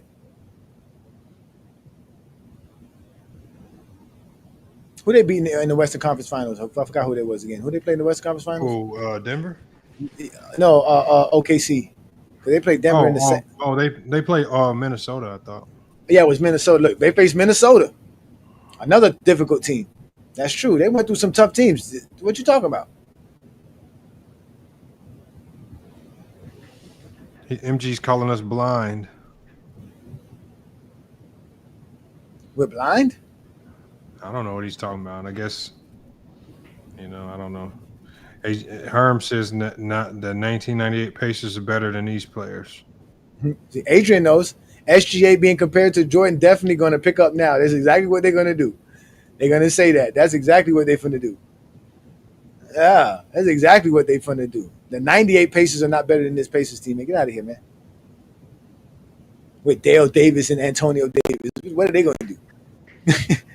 How are they going to come out here and guard anybody? Yeah, I would love to see how they're going to come out here and guard Naismith on this step-back three-pointer Naismith about to put on Antonio Davis's mouth. So it's still a 20-point lead. There's 7 minutes to go, ladies and gentlemen. OKC's in full control of this game. Unless the Pacers find a way somehow to just, this would be an incredible. This would be the greatest comeback ever. This would be even better than the 3-1 comeback for the Cavs in 2016 if they can do this. Impossible. Yeah, it's not happening. Damn, this is sad, man. Yeah, I do. I know enough. I know enough to talk it. Like, how is that not a travel? You fall to the ground with the ball. I always thought once you fall on the ground with the ball, you had to hurry and get rid of the ball, or it was a travel. Like, you can't move because that's a travel. It's when your feet come off the ground. Both his feet came up, so if your feet stay planted, it's not a travel. But if your feet rise up like that, just like SGA's did, it's automatic travel. They didn't call nothing. Yeah, OKC's doing a good job with the turnovers, man. They're protecting the ball. Again, I said that's what they had to do. They had to protect the ball. They had to protect the three-point line. They had to get Caruso on the bench involved, and they did that. And they had to play good defense, which is what they're doing, because they are getting steals. They are running the OKC. Running the Pacers off the free throw. Off the three-point line. So they did a good job, man. They're doing a good job, and obviously the Pacers just don't have enough. Like Lamont said, without their star giving them the energy, they tried. They had a 1-point lead. They tried, but you got to give it to Dagenhart and the OKC Thunder. They made the right adjustments at halftime. They forced some great turnovers. And again, the adjustment that they made was not letting TJ McConnell dribble wherever he wanted to dribble on the basketball court. They said, "Not tonight, sir. You're gonna have to make plays." And he tried to, and he turned over the ball a lot.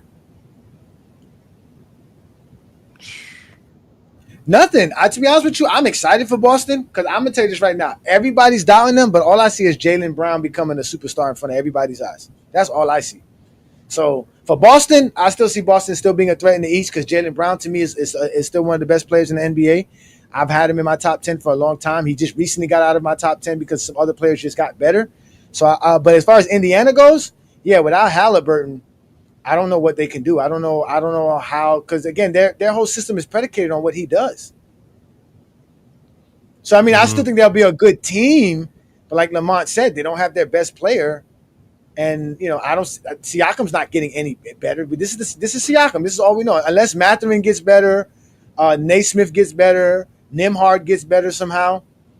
They're just going to be another team fighting for a playoff spot. Like my Miami Heat. He says, no, Indiana's. I don't know what Indiana's going to do next year. They're a smart team. I mean, they're a smart organization.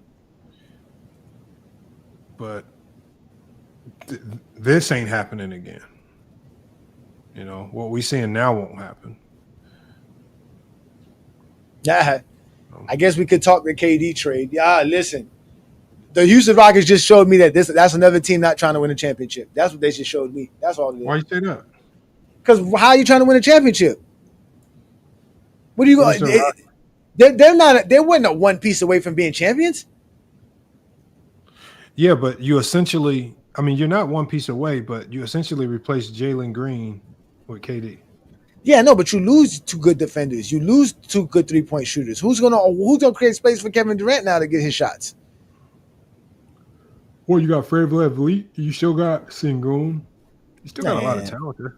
Yeah, they got talent, but that's not a nah, bro. That's not gonna be it, bro.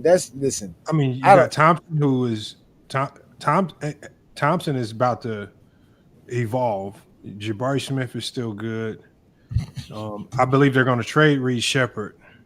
He's been a disappointment. I mean, Bronny's probably better than Reed Shepherd, to be honest. But nobody want to talk about that.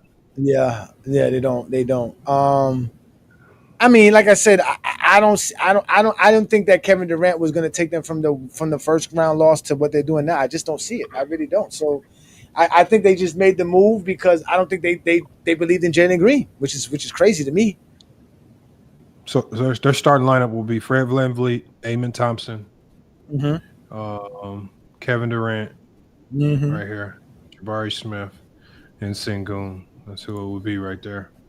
I don't know, Lamont. I don't know. Look, see the Herm. Do I know basketball, or are you just saying that just to say that? Because that's what I'm saying with you. They were out in the first round. I don't see them getting any better because they got Kevin Durant. So I mean, again, I like Ime Udoka as a coach, Udoka, whatever, as a coach. I think he does well as a coach. I think he can, obviously still coach a well good team. But in my mind, that was your franchise player. I don't see all this stuff that everybody says about Amen Thompson as far as offensively. I mean, he's just like a really good. He's like a super high level role player. Like nothing. He's not going to stand out statistically, but he's going to be. He's good enough to where he can still be an all-star. But I mean, he's kind of like a Pippen almost in all reality. Yeah, I know. He reminds me of like a Ron Artest, a Pippen, Ron Artest type. But I don't see the offensive side of it like everybody says. He has his moments. Like I said, man, you don't go from being a 14-point per game scorer to 25-point per game scorer out of nowhere. Just like that doesn't happen in the NBA because he's already a starter. He's already playing heavy minutes. Just like Gilbert Arenas told Kwame Brown and them. You ain't going from fucking 10 points to 20 in one season. Get the hell out of here. You ain't getting the ball. Yeah, no, he's not doing that. Yeah. I don't think they need him to do that now with Peter. But I mean, KD's still nice, man. No, he is. He's still going to just come down to health. I mean, they needed a score last year. Yeah, they need a score.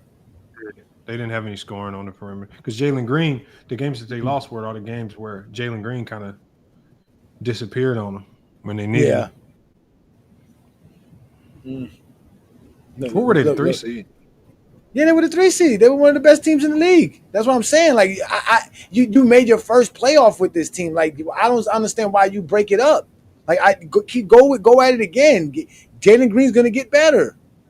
Like, I don't get it. Like, he's not. It's not like he's only going to get better, Lamont. He's not like he's not bad. Like, he averaged 21 points per game.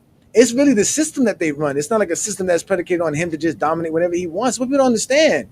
These guys are not trying to play outside of a system for the sake of being a star for the fans who will turn on you in a minute. Yeah. I think Houston was also basically I don't think they liked the money that they had committed to Jalen Green. That's what I'm saying. Yeah, that's what I'm saying. It's clear that they don't consider him a franchise player. So so with that being said, I don't think they're trying to win championships. I don't know. I like the starting lineup. I mean, I think we still have to look at what are they going. I don't think that's the only move they make. I believe they make other moves now that you got KD. So we'll see if they make any other moves to help that roster. Nah, man. We were talking about it earlier today when the trade popped off, and I'm sitting here thinking to myself, like, y'all sitting here praising Amin Thompson, and the same way that they say Lamar off the eye test. Imagine me. All right, so Lamar, I'm gonna come to you, right?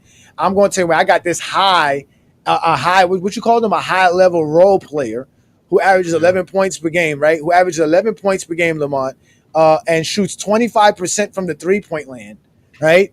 He gives you 7 rebounds, but you're gonna pick that over a guy that's giving you 20 points per game, who shoots 37% from the. But then you gotta put in. He's one of the best defenders in the league. He's one of the most athletic players in the league, and he can defend 4 positions. See, when I add that to it, and when I say he's also one of the best defenders, one of the best athletes, he don't get hurt a lot. I mean, I think there's a lot that goes into that. And when you have KD, and Sengun, you don't need somebody that's going to go out there and score 20. You need somebody that's going to go out there and defend and do all the little stuff and actually enjoy it. Because KD going to get his 20 to 25, 30 sometimes. Sengun going to get his. You don't really need much more on top of that.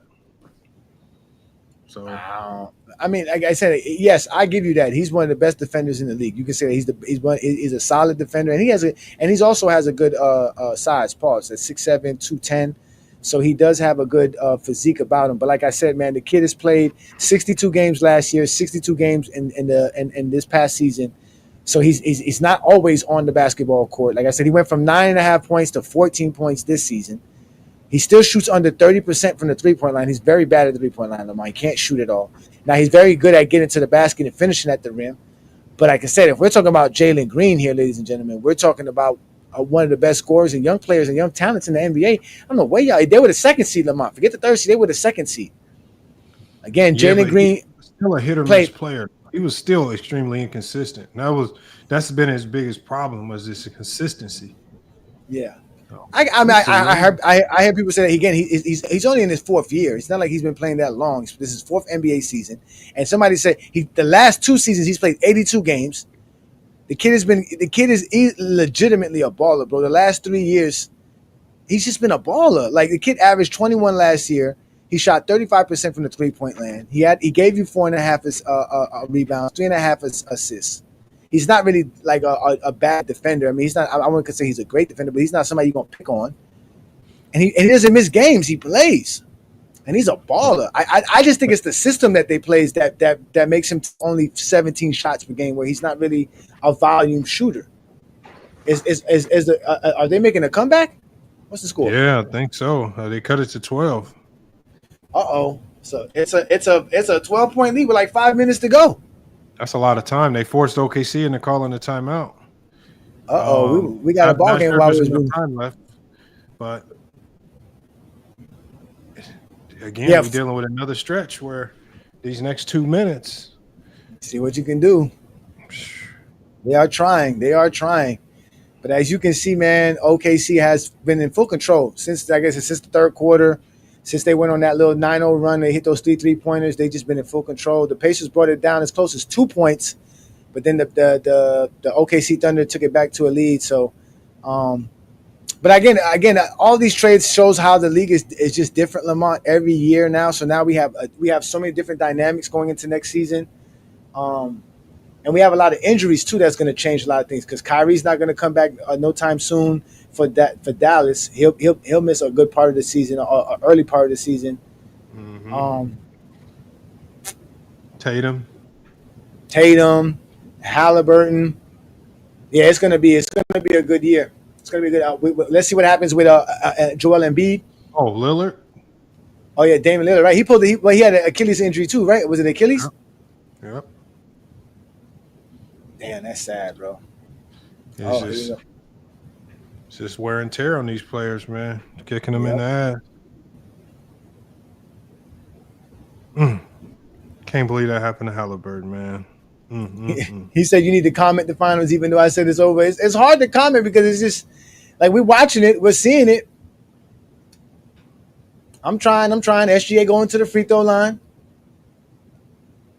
Carlisle been putting his hands up the whole game. He been walking around like this, like, come on, refs, give me something. Carlisle is doing the best job he can do, man. Shout out to Rick Carlisle. I don't understand how they call these fouls. Like, they be tic-tac calls on SGA, bro. They really do, bro. 27 points for SGA, 12 assists. He is completely balling. Oh, Chet Holmgren is shutting it down. Shout out to Chet Holmgren. Finally, we get Chet Holmgren playing basketball. Finally, Chet Holmgren is doing his thing. It is crazy, man. It's okay. OKC is still going to pull it out on their home floor. Exactly. Yeah, I don't see how they're going to lose this game. No, they have to really screw this thing up. Yeah, they up 14. Oh, my God. Get that out of here. Oh, my God. Jay Williams tried to take it to the left side and got it sent. And here comes Mathurin, and he gets fouled. Oh, my God. Oh, man, this is starting to get a little bit wild here. These guys are playing it out. Again, that's one thing about the Pacers. We all know, right? You're right. You're right about that, Tom. We might as well just keep calling the game because the Pacers don't give up. The Pacers play. The Pacers play. They keep playing no matter what's going on. They keep going at it. He kind of did travel 1-2. No, he didn't. All right, yeah, that was a 1-2 step.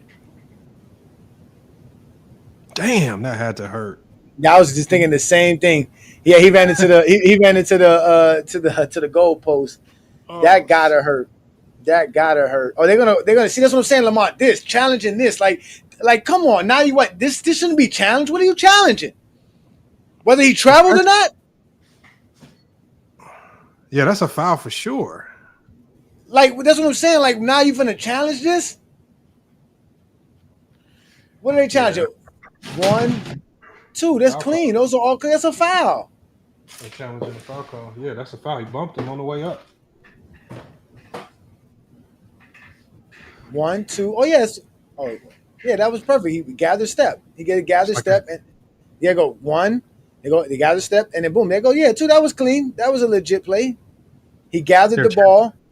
Look, he gathers right there. 1. Yep, 2. That's good. That's clean. He gathered the ball. That was clean. But when he gathered the ball, he didn't have a foot on the floor. So the ref sees when he grabs the ball, looks and see what foot's on the ground. 1, it was his left foot. That's good. Yeah, see, because you know how you throw that ball out in front of you, let the ball hang, and then when he gathers the ball, 2 steps.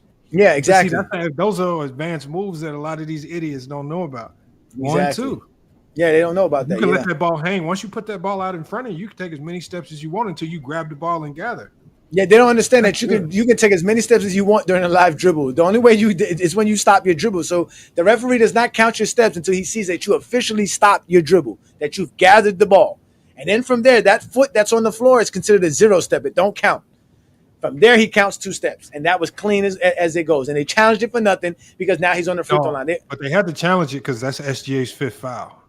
And if SGA fouls out, for example, with 4 minutes to go, and the Pacers cut this lead to 10, and now they're leaning on Jalen Williams to close this game, that can get ugly. So it can have an impact. That was a smart – you have to challenge that because SGA is 1 foul away from being out this game. So did he miss it? Now he made the first free throw. So he makes the first free throw, but it's still a 13-point lead, Lamar. Even if he makes this one, it'll be a 12-point lead. SGA does have 5 fouls with 4:11 to go in the fourth quarter. It's a 90-80 ball game with Mathurin on the free throw line. Mathurin makes the second free throw. So we got McConnell, Mathurin, Siakam. Turner has not played at all in the fourth quarter. They just not trusting him. Naismith, Nimhard, and they call a timeout before they get the 5-second violation for bringing in the ball. Oh, wow. Good defense by the Pacers. They playing full court press. Oh, here go Reggie again, wearing the hoodie, long sleeve, underneath the jersey, tucked in halfway. That is a fashion no-no. Yeah, what's up with the half tuck, man? I don't get the tuck, man. A lot of his fits would be cool if he didn't try to tuck it. Yeah, he's from California. He's from the Valley, right? Ain't he from somewhere from the Valley? No, he's from South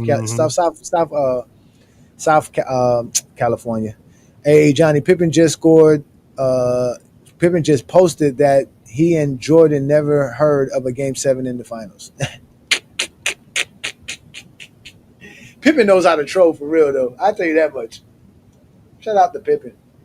Yeah, because they didn't play anybody. I mean, thank you. I mean, are you going to allow the Utah Jazz with 2-3 players to push you to Game 7? They didn't have nobody. None of these teams are all-time great teams, man. None of them. Not one. Not one is looked at as one of the best teams in all time. And of course, you're not going to get pushed. Indiana Pacers pushed them to 7 games in 98. The Knicks pushed them to 7 games in 92. And that's why Jordan said his toughest competition was the Knicks and the Pacers. He never said a finals team. He never – do you think they feared the Supersonics this year? The 96 Supersonics. the 96 Sonics.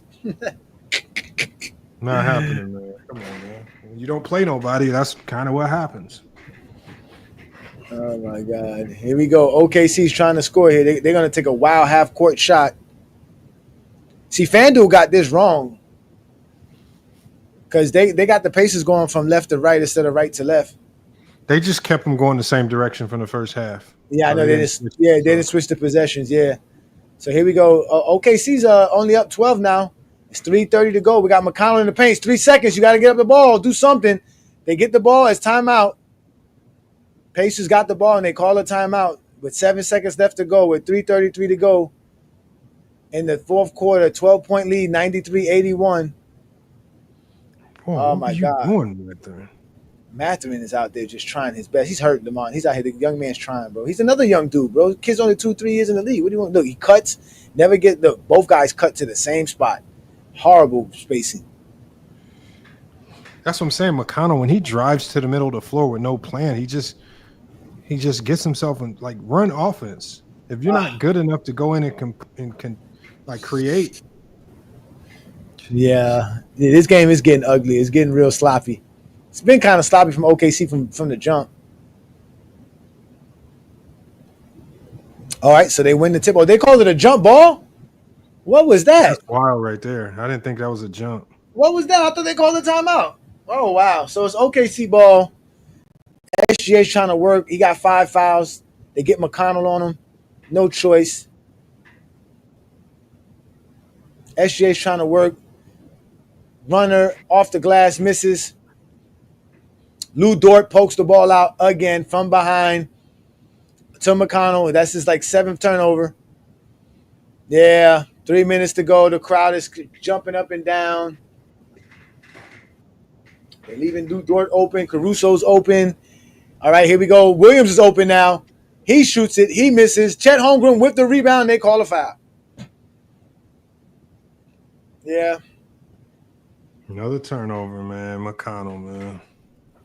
Yeah, OKC good defense. I said that they had to get back to playing the OKC defense that we knew that they could play.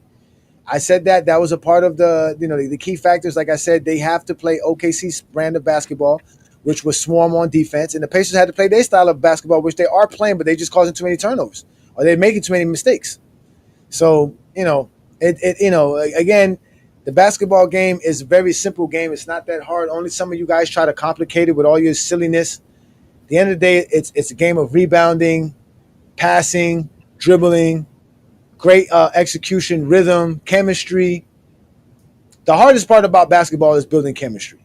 That's the hardest part. Everybody knowing what they're supposed to do, where they're supposed to go, how they're supposed to play, understanding their role. That's the hardest part of basketball. After that, everybody knows how to dribble. Everybody knows how to pass. Everybody knows how to score. Everybody knows how to defend. Pacers cut it to 10. Oh, they find a wide open 3-pointer for Siakam? Let me see here. Oh, they find Nembhard. Nembhard's going to pull this up. Yeah, Nembhard loves that step side 3-pointer from the left side. He's good at that. 29 feet away, but they let Chet Holmgren go to the all the way to the other side and get a free dunk. Bad transition defense off the inbounds too. On top of that, still a 12-point lead. Oh, but Mathurin makes it a 10-point lead after he drives to the basket. They score very quick. So we got 3 quick baskets within less than like 20 seconds here. But the clock is ticking, and the ref is looking to – oh, they got the ball in. Jay Williams get the ball in. They trap him. He gets it away to SGA. SGA is now going to slow down the clock. 2 minutes away from the OKC Thunder getting their first NBA championship. SGA will be the first guy to win a league MVP, finals MVP, champion at the same time. And also a conference finals MVP. He'll be the first player to do all 4 of those. Nate Smith officially fouls out of the game. They're sending him to the bench. Yeah, it's a wrap. He kicks the bench. What are you doing? But you almost hurt somebody. Yeah, that's a foul by you. Horrible play by you, Nate Smith. Yeah. So SGA, and SGA's about to be the first scoring champ and champion in the same season. Since who? Who was the last player to win scoring champ and the champion in the same year? Was it Jordan? No, it was Shaq. Yeah, no, Shaq won in 2000. Neesmith's kicking the chair like he didn't do something absolutely stupid. That's exactly what I said. Why are you kicking the bench? You the one who did something stupid. Christ, man. Why do you even jump? SGA's backed by the logo. You have to jump for nothing. Yep, their defense has been great all year. They've been one of the greatest defensive teams we've seen in our lifetime, so we got to give them credit. They fought hard in this finals. They played a very tough opponent, an unorthodox opponent on top of that. But nobody can sit here and break down how the Pacers do what the Pacers do. All we know is that they just play good team basketball and they find ways to win ball games, right? Nobody knows exactly why. We know they shoot good three-pointers, but there's a lot of good three-point shooting teams in the NBA anyways. So, yeah, we're going to give OKC their props. We're going to give SGA his props. He's definitely the finals MVP. He's definitely the league's MVP. And if y'all want to boost people up, y'all got to make him the best player in today's NBA. He's better than Joker. He's better than Giannis. He's better than Luka. He's better than Tatum. Y'all was about to put Haliburton in the top 10. Why can't SGA go from being top 3 to being the dude, to being the guy after winning league MVP, scoring title, best record in the league, all NBA first team, finals MVP, conference finals MVP. Shoot, the only thing he didn't do was win all defensive selections. We're a minute and a half away from crowning the OKC Thunder as champions, Lamont. Damn, man. But people are still going to say the conversation is still going to be about Haliburton's injury. You're still going to have some people saying that. Because in reality, as good as SGA played in this game, it's really not him. Which is hard to say because he does have like 12 assists. Yeah, it's writing on the wall. This, like I say, once you get down by what? They got down by 20 at one point? Yeah, they were down by 20. 20 is not enough. I think 25 is enough to say that you're really out of it. But they were down because obviously, like you said, because the Pacers are down. Miles Turner's not playing well, shooting well. They don't have Haliburton. So, yeah, to that extent, I see. I just think you got to play catch up. You waste so much energy. Like if you don't, think about if they don't have to play catch up. Let's say it was an 8 or 9 point lead, but then you might be tying the game or taking the lead. But when you're trying to play catch up, you're just bringing it down to 10, and you got a whole nother run to make. Yeah, so, man. Yeah, it's tough, man. Yeah, Miles Turner, bro. Look, they don't call no fouls. Miles Turner, 6 points, 4 rebounds. Horrible. 23 minutes of play. Horrible play up. The best scorer on the Pacers was Mathurin off the bench, and that's only because he has to play. He normally doesn't play 30 minutes. TJ McCollum played 28 minutes. He had 16 points, but 7 turnovers. The Pacers, as a team, had 22 turnovers. I'm sorry, 19 turnovers. That's 19. A foul. They didn't call it. Jesus. Six turnovers only for the for the Thunder. So, again, both teams didn't shoot well in this game. Pacers are shooting 41% from the field. OKC shooting just under 41%. Excuse me. Man, this is sad, man. This is bad, man. They just messed it all up for us, man. This is really bad, man. But but that injury was really sad, man. Especially with how Haliburton was playing. He came out firing. Yeah, he came out firing. Yeah, he came out firing, bro. He came out firing, man. That's it. Time out. I mean, a turnover by Mathurin. That's the 20th turnover. Naismith is crying. He has tears in his eyes. And y'all be having the nerve to say these guys don't care. Y'all have the nerve to say these guys don't care. Naismith is crying. This is a young man giving his heart out. Fouled out of what? 4 finals games? So you know he's trying. Mm-hmm. Oh, Lamont, that's why they're showing the heave. Look. They got him shooting the ball from here. But they said he shot it on the other side of the rim. But that's because they got the OKC Thunder going left to right. So when they shoot the ball, they still got him making it on the left goal though. I think they do that sometimes when I forgot when they do that. That happens a lot on these things, but I don't know what they do, how they track players or whatnot, but sometimes it does it like that. But the main thing is it's definitely pretty accurate on how it calls the game. I ain't gonna lie. So yeah, it was good. I'm gonna again starting next year. I'm gonna be doing more of this on Playback TV to watch the games and with you guys that way. Again, if you have a league pass, Playback TV is the place to be. So starting next year, we're gonna do a lot more play-by-play games here on Goat James Kingdom, and but it'll be more on playback. But it'll still be streaming on YouTube. Okay, there go my dark chocolate. She's the first time I seen her smile the whole series. Dark chocolate, what's up, hon? There you go, girl. Who is that?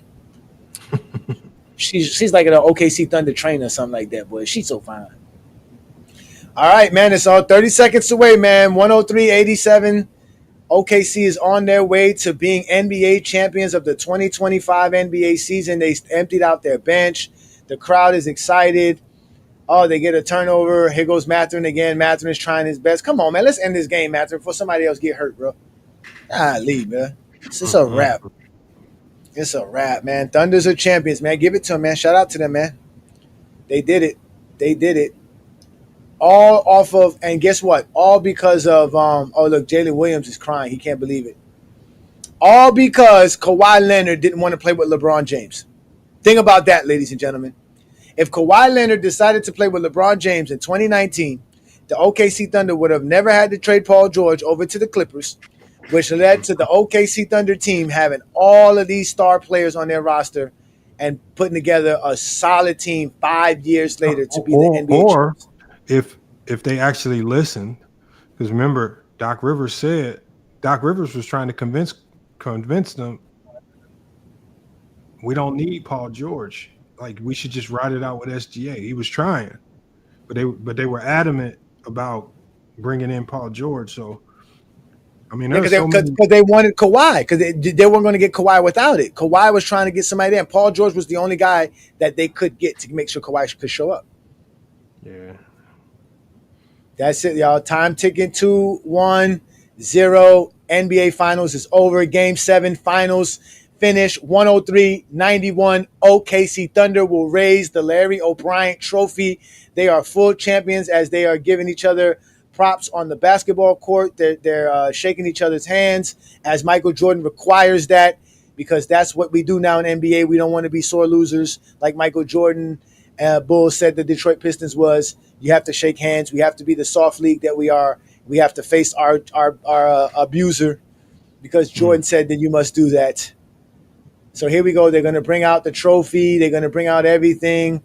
It is official. The OKC Thunder have won Game 7 of the NBA Finals 2005. They got the hats. They're giving them their shirts. The confetti is falling. Toppin and them are crying because they know as close as they were to winning an NBA championship, ladies and gentlemen, the Pacers were far away. That's crazy. That's crazy. That's one thing I got to agree with Draymond Green when he said that unless you win the NBA Finals, you are completely far away from being a champion. You are not there. You are still far away. Even as the runner-up, you still have a lot to figure out this offseason for the Pacers. But again, that's it, y'all. was Yeah, big man. right there, man. They had like you said, man, it came down to that turnover battle was the nastiest part right there, 21-7. That's gonna come back to haunt because the foul count was practically even. Even the free throws was pretty much even if you look at it. Mm-hmm. But man, them turnovers are gonna come back to haunt the Pacers, man. And I think that's where having Haliburton changes a lot of that. Yeah, it does. It does. I mean, look, you gotta give OKC some props. They got 14 steals, right? 8 blocks.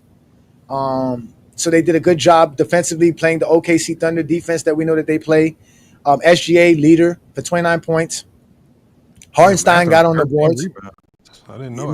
Mathurin was out there hustling. He was trying his best to win the game. SGA 12 assists and 29 points, remarkable. Holmgren stepped up in this game. He finally did his thing as a big man. Yeah, man, big time. Look, TJ McConnell, 7 turnovers. Look at that, 7 turnovers. And I said it before. I said, man, he is so turnover prone, man. It can get ugly if he's out there a long time. And it definitely got ugly for him. He turned into a turnover machine. 7 turnovers. They got Haliburton didn't go to the hospital. He still stayed there. They just showed him right now. He's giving his boys dap as they go back to the locker room.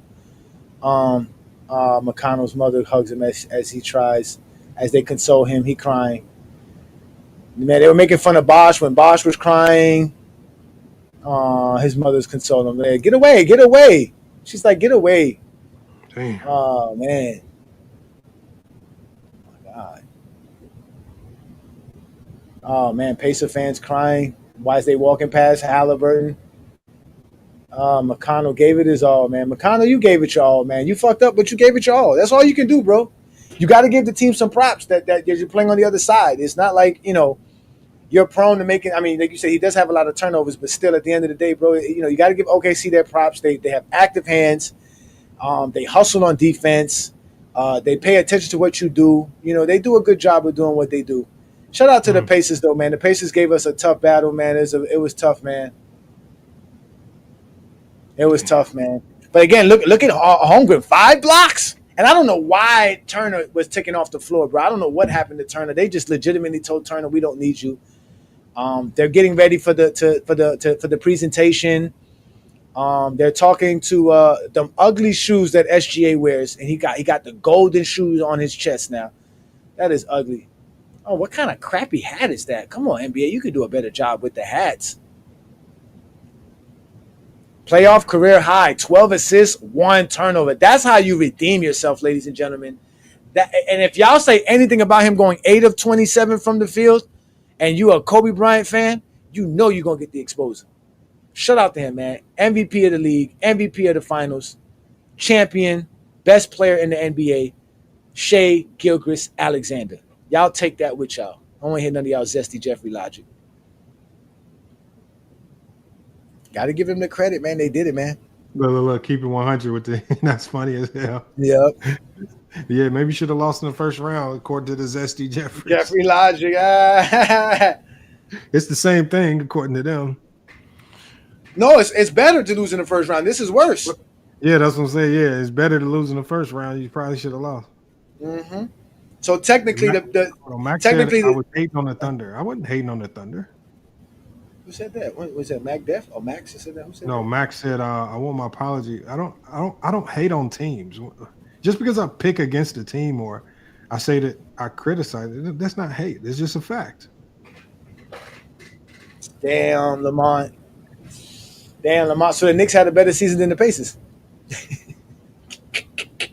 said who? Yeah, the Knicks. Yeah, the Knicks had better season. Yeah, by the Jordan logic, man. But no, the Thunder. The Thunder did. They did what they were supposed to do. They could have easily choked this away, but it still won't feel right. It just won't feel right knowing that if Haliburton played it, we looking at a very different game, man. And that was obvious from the start. And so that's the bittersweet part of it, man. And the Pacer and all them Pacer players know. It's a good chance that they will never get back here again, especially with Haliburton having to sit a whole year. And I mean, next season's complete wash. And if you're under contract with the Pacers, you got to know that next season, at best, you're looking at being a 6th seed. And marginal without your best player. You're not getting back to the finals. There's no trade that you can make to save this. And it's just that's why it's shitty, man. When you lose. Yeah, it's sad. Yeah, it's sad. That's sad, man. Wait a minute. How the hell they got a NBA Finals commercial with Haliburton? I mean, with this guy holding up the Finals trophy. The fuck? Oh, SGA. They just showed him holding up the NBA Finals trophy, the Finals MVP trophy. It wasn't the commercial. Finals MVP?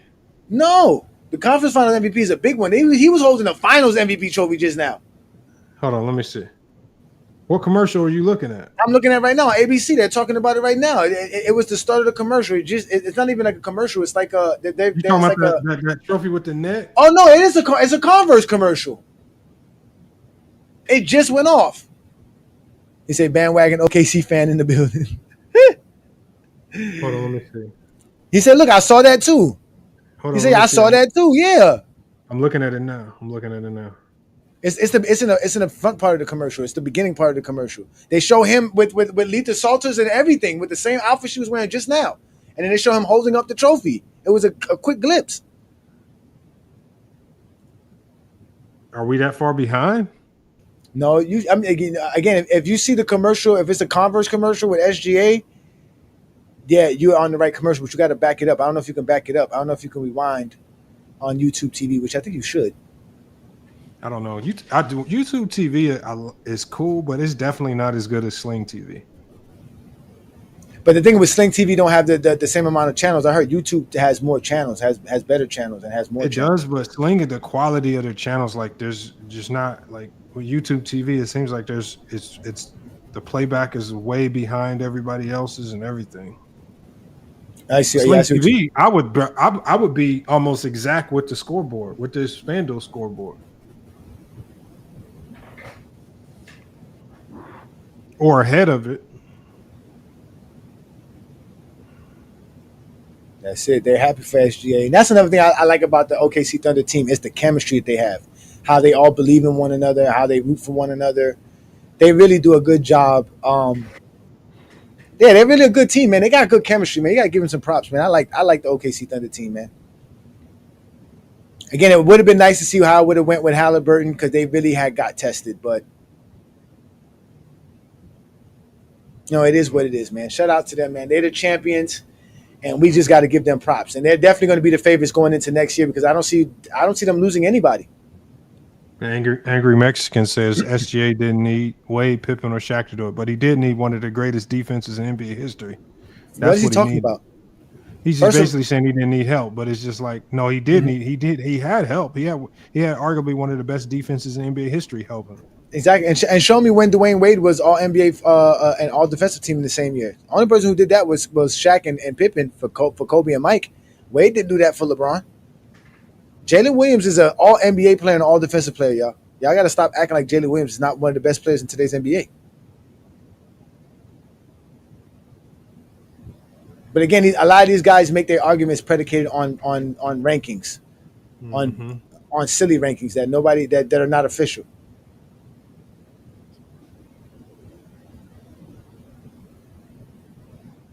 Yeah, no, but give it out to the SGA team, man. They're great. They're a great team. Is that the owner of the team? Say that again. Is that the owner right now that they were all doing that too? I guess that's the owner. In the blue shirt? Yeah, in the blue shirt. It probably is because I know that's Sam Presti in the tie. Yeah, in the tie. Yeah, that's the owner because they gave him the trophy. They usually give the owner the trophy first. Oh man, I remember doing this in 2K, whooping on my friends, winning the championship in our 2K season. Damn, the confetti falls, ladies and gentlemen. This is what we all play for. This is what y'all say it's all about right here. Winning the NBA the championship. And now you have a true champion in the OKC Thunder, a great ball club, well-built ball club. They have a league superstar. They have one of the best coaches in the NBA. They have one of the best organizations in the NBA as far as the GM goes and everything that goes along with it. So shout out to them, man. Congratulations to the OKC fan base. You guys are champions. You suffered through a lot. You had the KD days. You had the Russell days. You had the Paul George days. this all comes into play. And it's another thing too. Chris Paul helped them out as well too. If they didn't get Chris Paul for that one season where he taught them so much as a veteran, and he gave SGA so much knowledge. SGA also says that as well, that he learned so much from Chris Paul being a part of that team. Somebody asked a good question about their roster if they gonna make any moves. No. Let me see where they look. I don't see they have to. Let me see what they're looking at, because they definitely not. They're not top 10 in salary.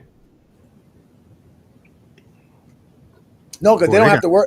They don't have to worry about Jalen Williams till after next year. They pretty much have everybody locked. They have everybody locked up under contract for next year. They don't have one main player. Mm-hmm. They're good. Yeah, their entire core. They can, if they choose to do so, they can bring back everybody and not blink an eye. And it's not gonna. They're not looking into any major contractual decisions until 26-27, and that's gonna be for Dort, which Dort's probably is gonna go down in salary, and then Hartenstein. I can't believe Hartenstein's making $28 million per season. So yeah, and they gave him a big deal. That's why the Knicks lost him, because of that. The Knicks couldn't pay him. That's why they lost him. Yep, and then Chet Holmgren, obviously his rookie deal is gonna be up. But outside of that, and then they got their heavy hitters. I mean, they got SGA locked up till 26-27. Hold on, Jalen Williams, he's going to be up for his rookie deal with Chet. Mm-hmm. So yeah, they next year they can literally come back with the same team. No, that's what I'm saying. Yep. And after that, that's when they can start letting players go, so they can keep Jay Williams and Chet. Yeah, and by that time, you've been maxed. You didn't used up Hartenstein. Hartenstein probably won't have much left in the tank. Mm-hmm. So exactly. You could probably let him go, and that's $28 million. You can clear off your salary if you let him go. So they'll have a way to create the money, because by the time Hartenstein is gone, I'm sure they would have found a young guy to coach up to replace him. Yep. Now, the problem is that when SGA contract comes up, he's going to be up for the Supermax, which is going to be like $750 million. Yeah, but that's not till 27, 28. I mean, yeah, I know.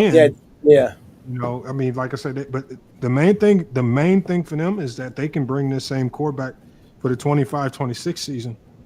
And with so many teams with their stars hurt, I mean, there's a potential for them to do the same thing again. Because, I mean, I don't see any teams making any significant of enough moves to where I can just say that they're going to be better than OKC, or they can compete with OKC. Wow. Yo, they legitimately had this same angle that I'm watching right now. They literally had it on the commercial just like 5 minutes ago. I don't know how the hell that was on the damn commercial. That is weird as hell, bro. Yeah, I think we're just on a big delay. Yeah, we probably are. It is what it is, though. I mean, again, like I tell people, man, this is all great for basketball. This is a great team. I'm happy for the NBA. This was a great NBA season. We had so many things to discuss. It started off kind of whack, I didn't like the fact that the Bucks didn't celebrate the in-season tournament. They just muffed that up, and I hope no team ever does that again. I hope every team celebrates the in-season tournament like they should. And all in all, it was a great season. The Luka trade did kind of did change the aspect of the season a little bit. I'm not gonna lie there, as far as talking and interest into the league, which they were claiming no one was interested in. All of a sudden, all we do is trade one player. Now everybody's all of a sudden interested in the NBA. All of a sudden, so the NBA did a great job, man. The finals ratings were remarkable.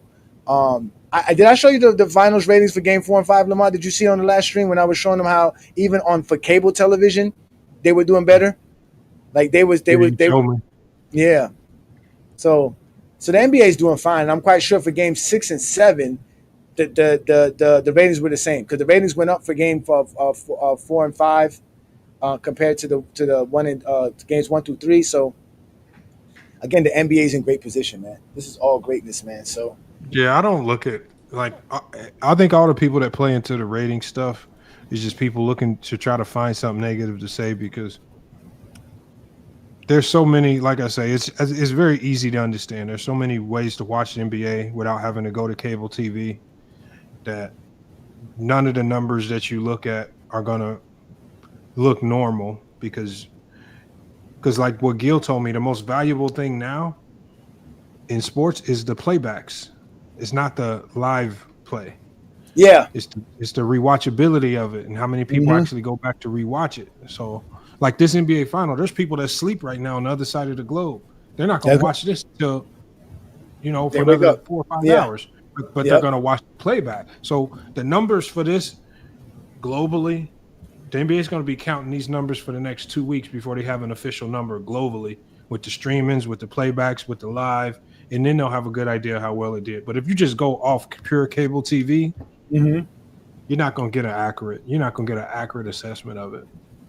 Oh wow! So it says here that that Jalen Williams and SGA put up the most points for a duo in an NBA Finals since LeBron and Kyrie in 2016, and they had the second most all time since the merger, just ahead of the Bulls in '93 with Scottie Pippen and Mike. So like I told you, man, these two kids are the future of the NBA. This is the next duo, the best duo in the NBA right now, if we really want to say that. Until LeBron and Luka can do something, but even at that, we can't say LeBron's part of the best duo of anything. And LeBron's damn near 50, so we just got to do a better job. Yo, Hartenstein is holding his baby. His baby's dead asleep on his arms. Baby dead sleep. Oh man, yeah. Again, it was sad, man. Right? We all saw Haliburton's injury. We all saw him go down. We all felt it, and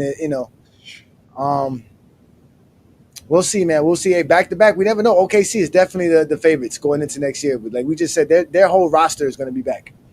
So yeah, that slow-mo look at Haliburton going down is so nasty to watch. Yeah, I can't watch it. I can't watch it. Oh my god. Oh my god. All right, so are you ready to end the stream, Lamont? Yeah, man. It's time to shut it down, man. It's time to shut it down. Great season. So we got to figure out how I'm gonna clickbait the Jordan fans throughout the summer, man. Oh, we got the NBA draft coming up. I'm be doing the NBA draft coverage. Okay, do the NBA draft. That's fine. There's always ways to do it, bro. There's always stuff to talk about. There's always basketball. This is the time where we do our rankings. We start calculating players' careers again because now everybody got their career settled. It's all said and done. So yeah, we're gonna be doing a lot of stuff during the offseason as well here for GOAT James Kingdom.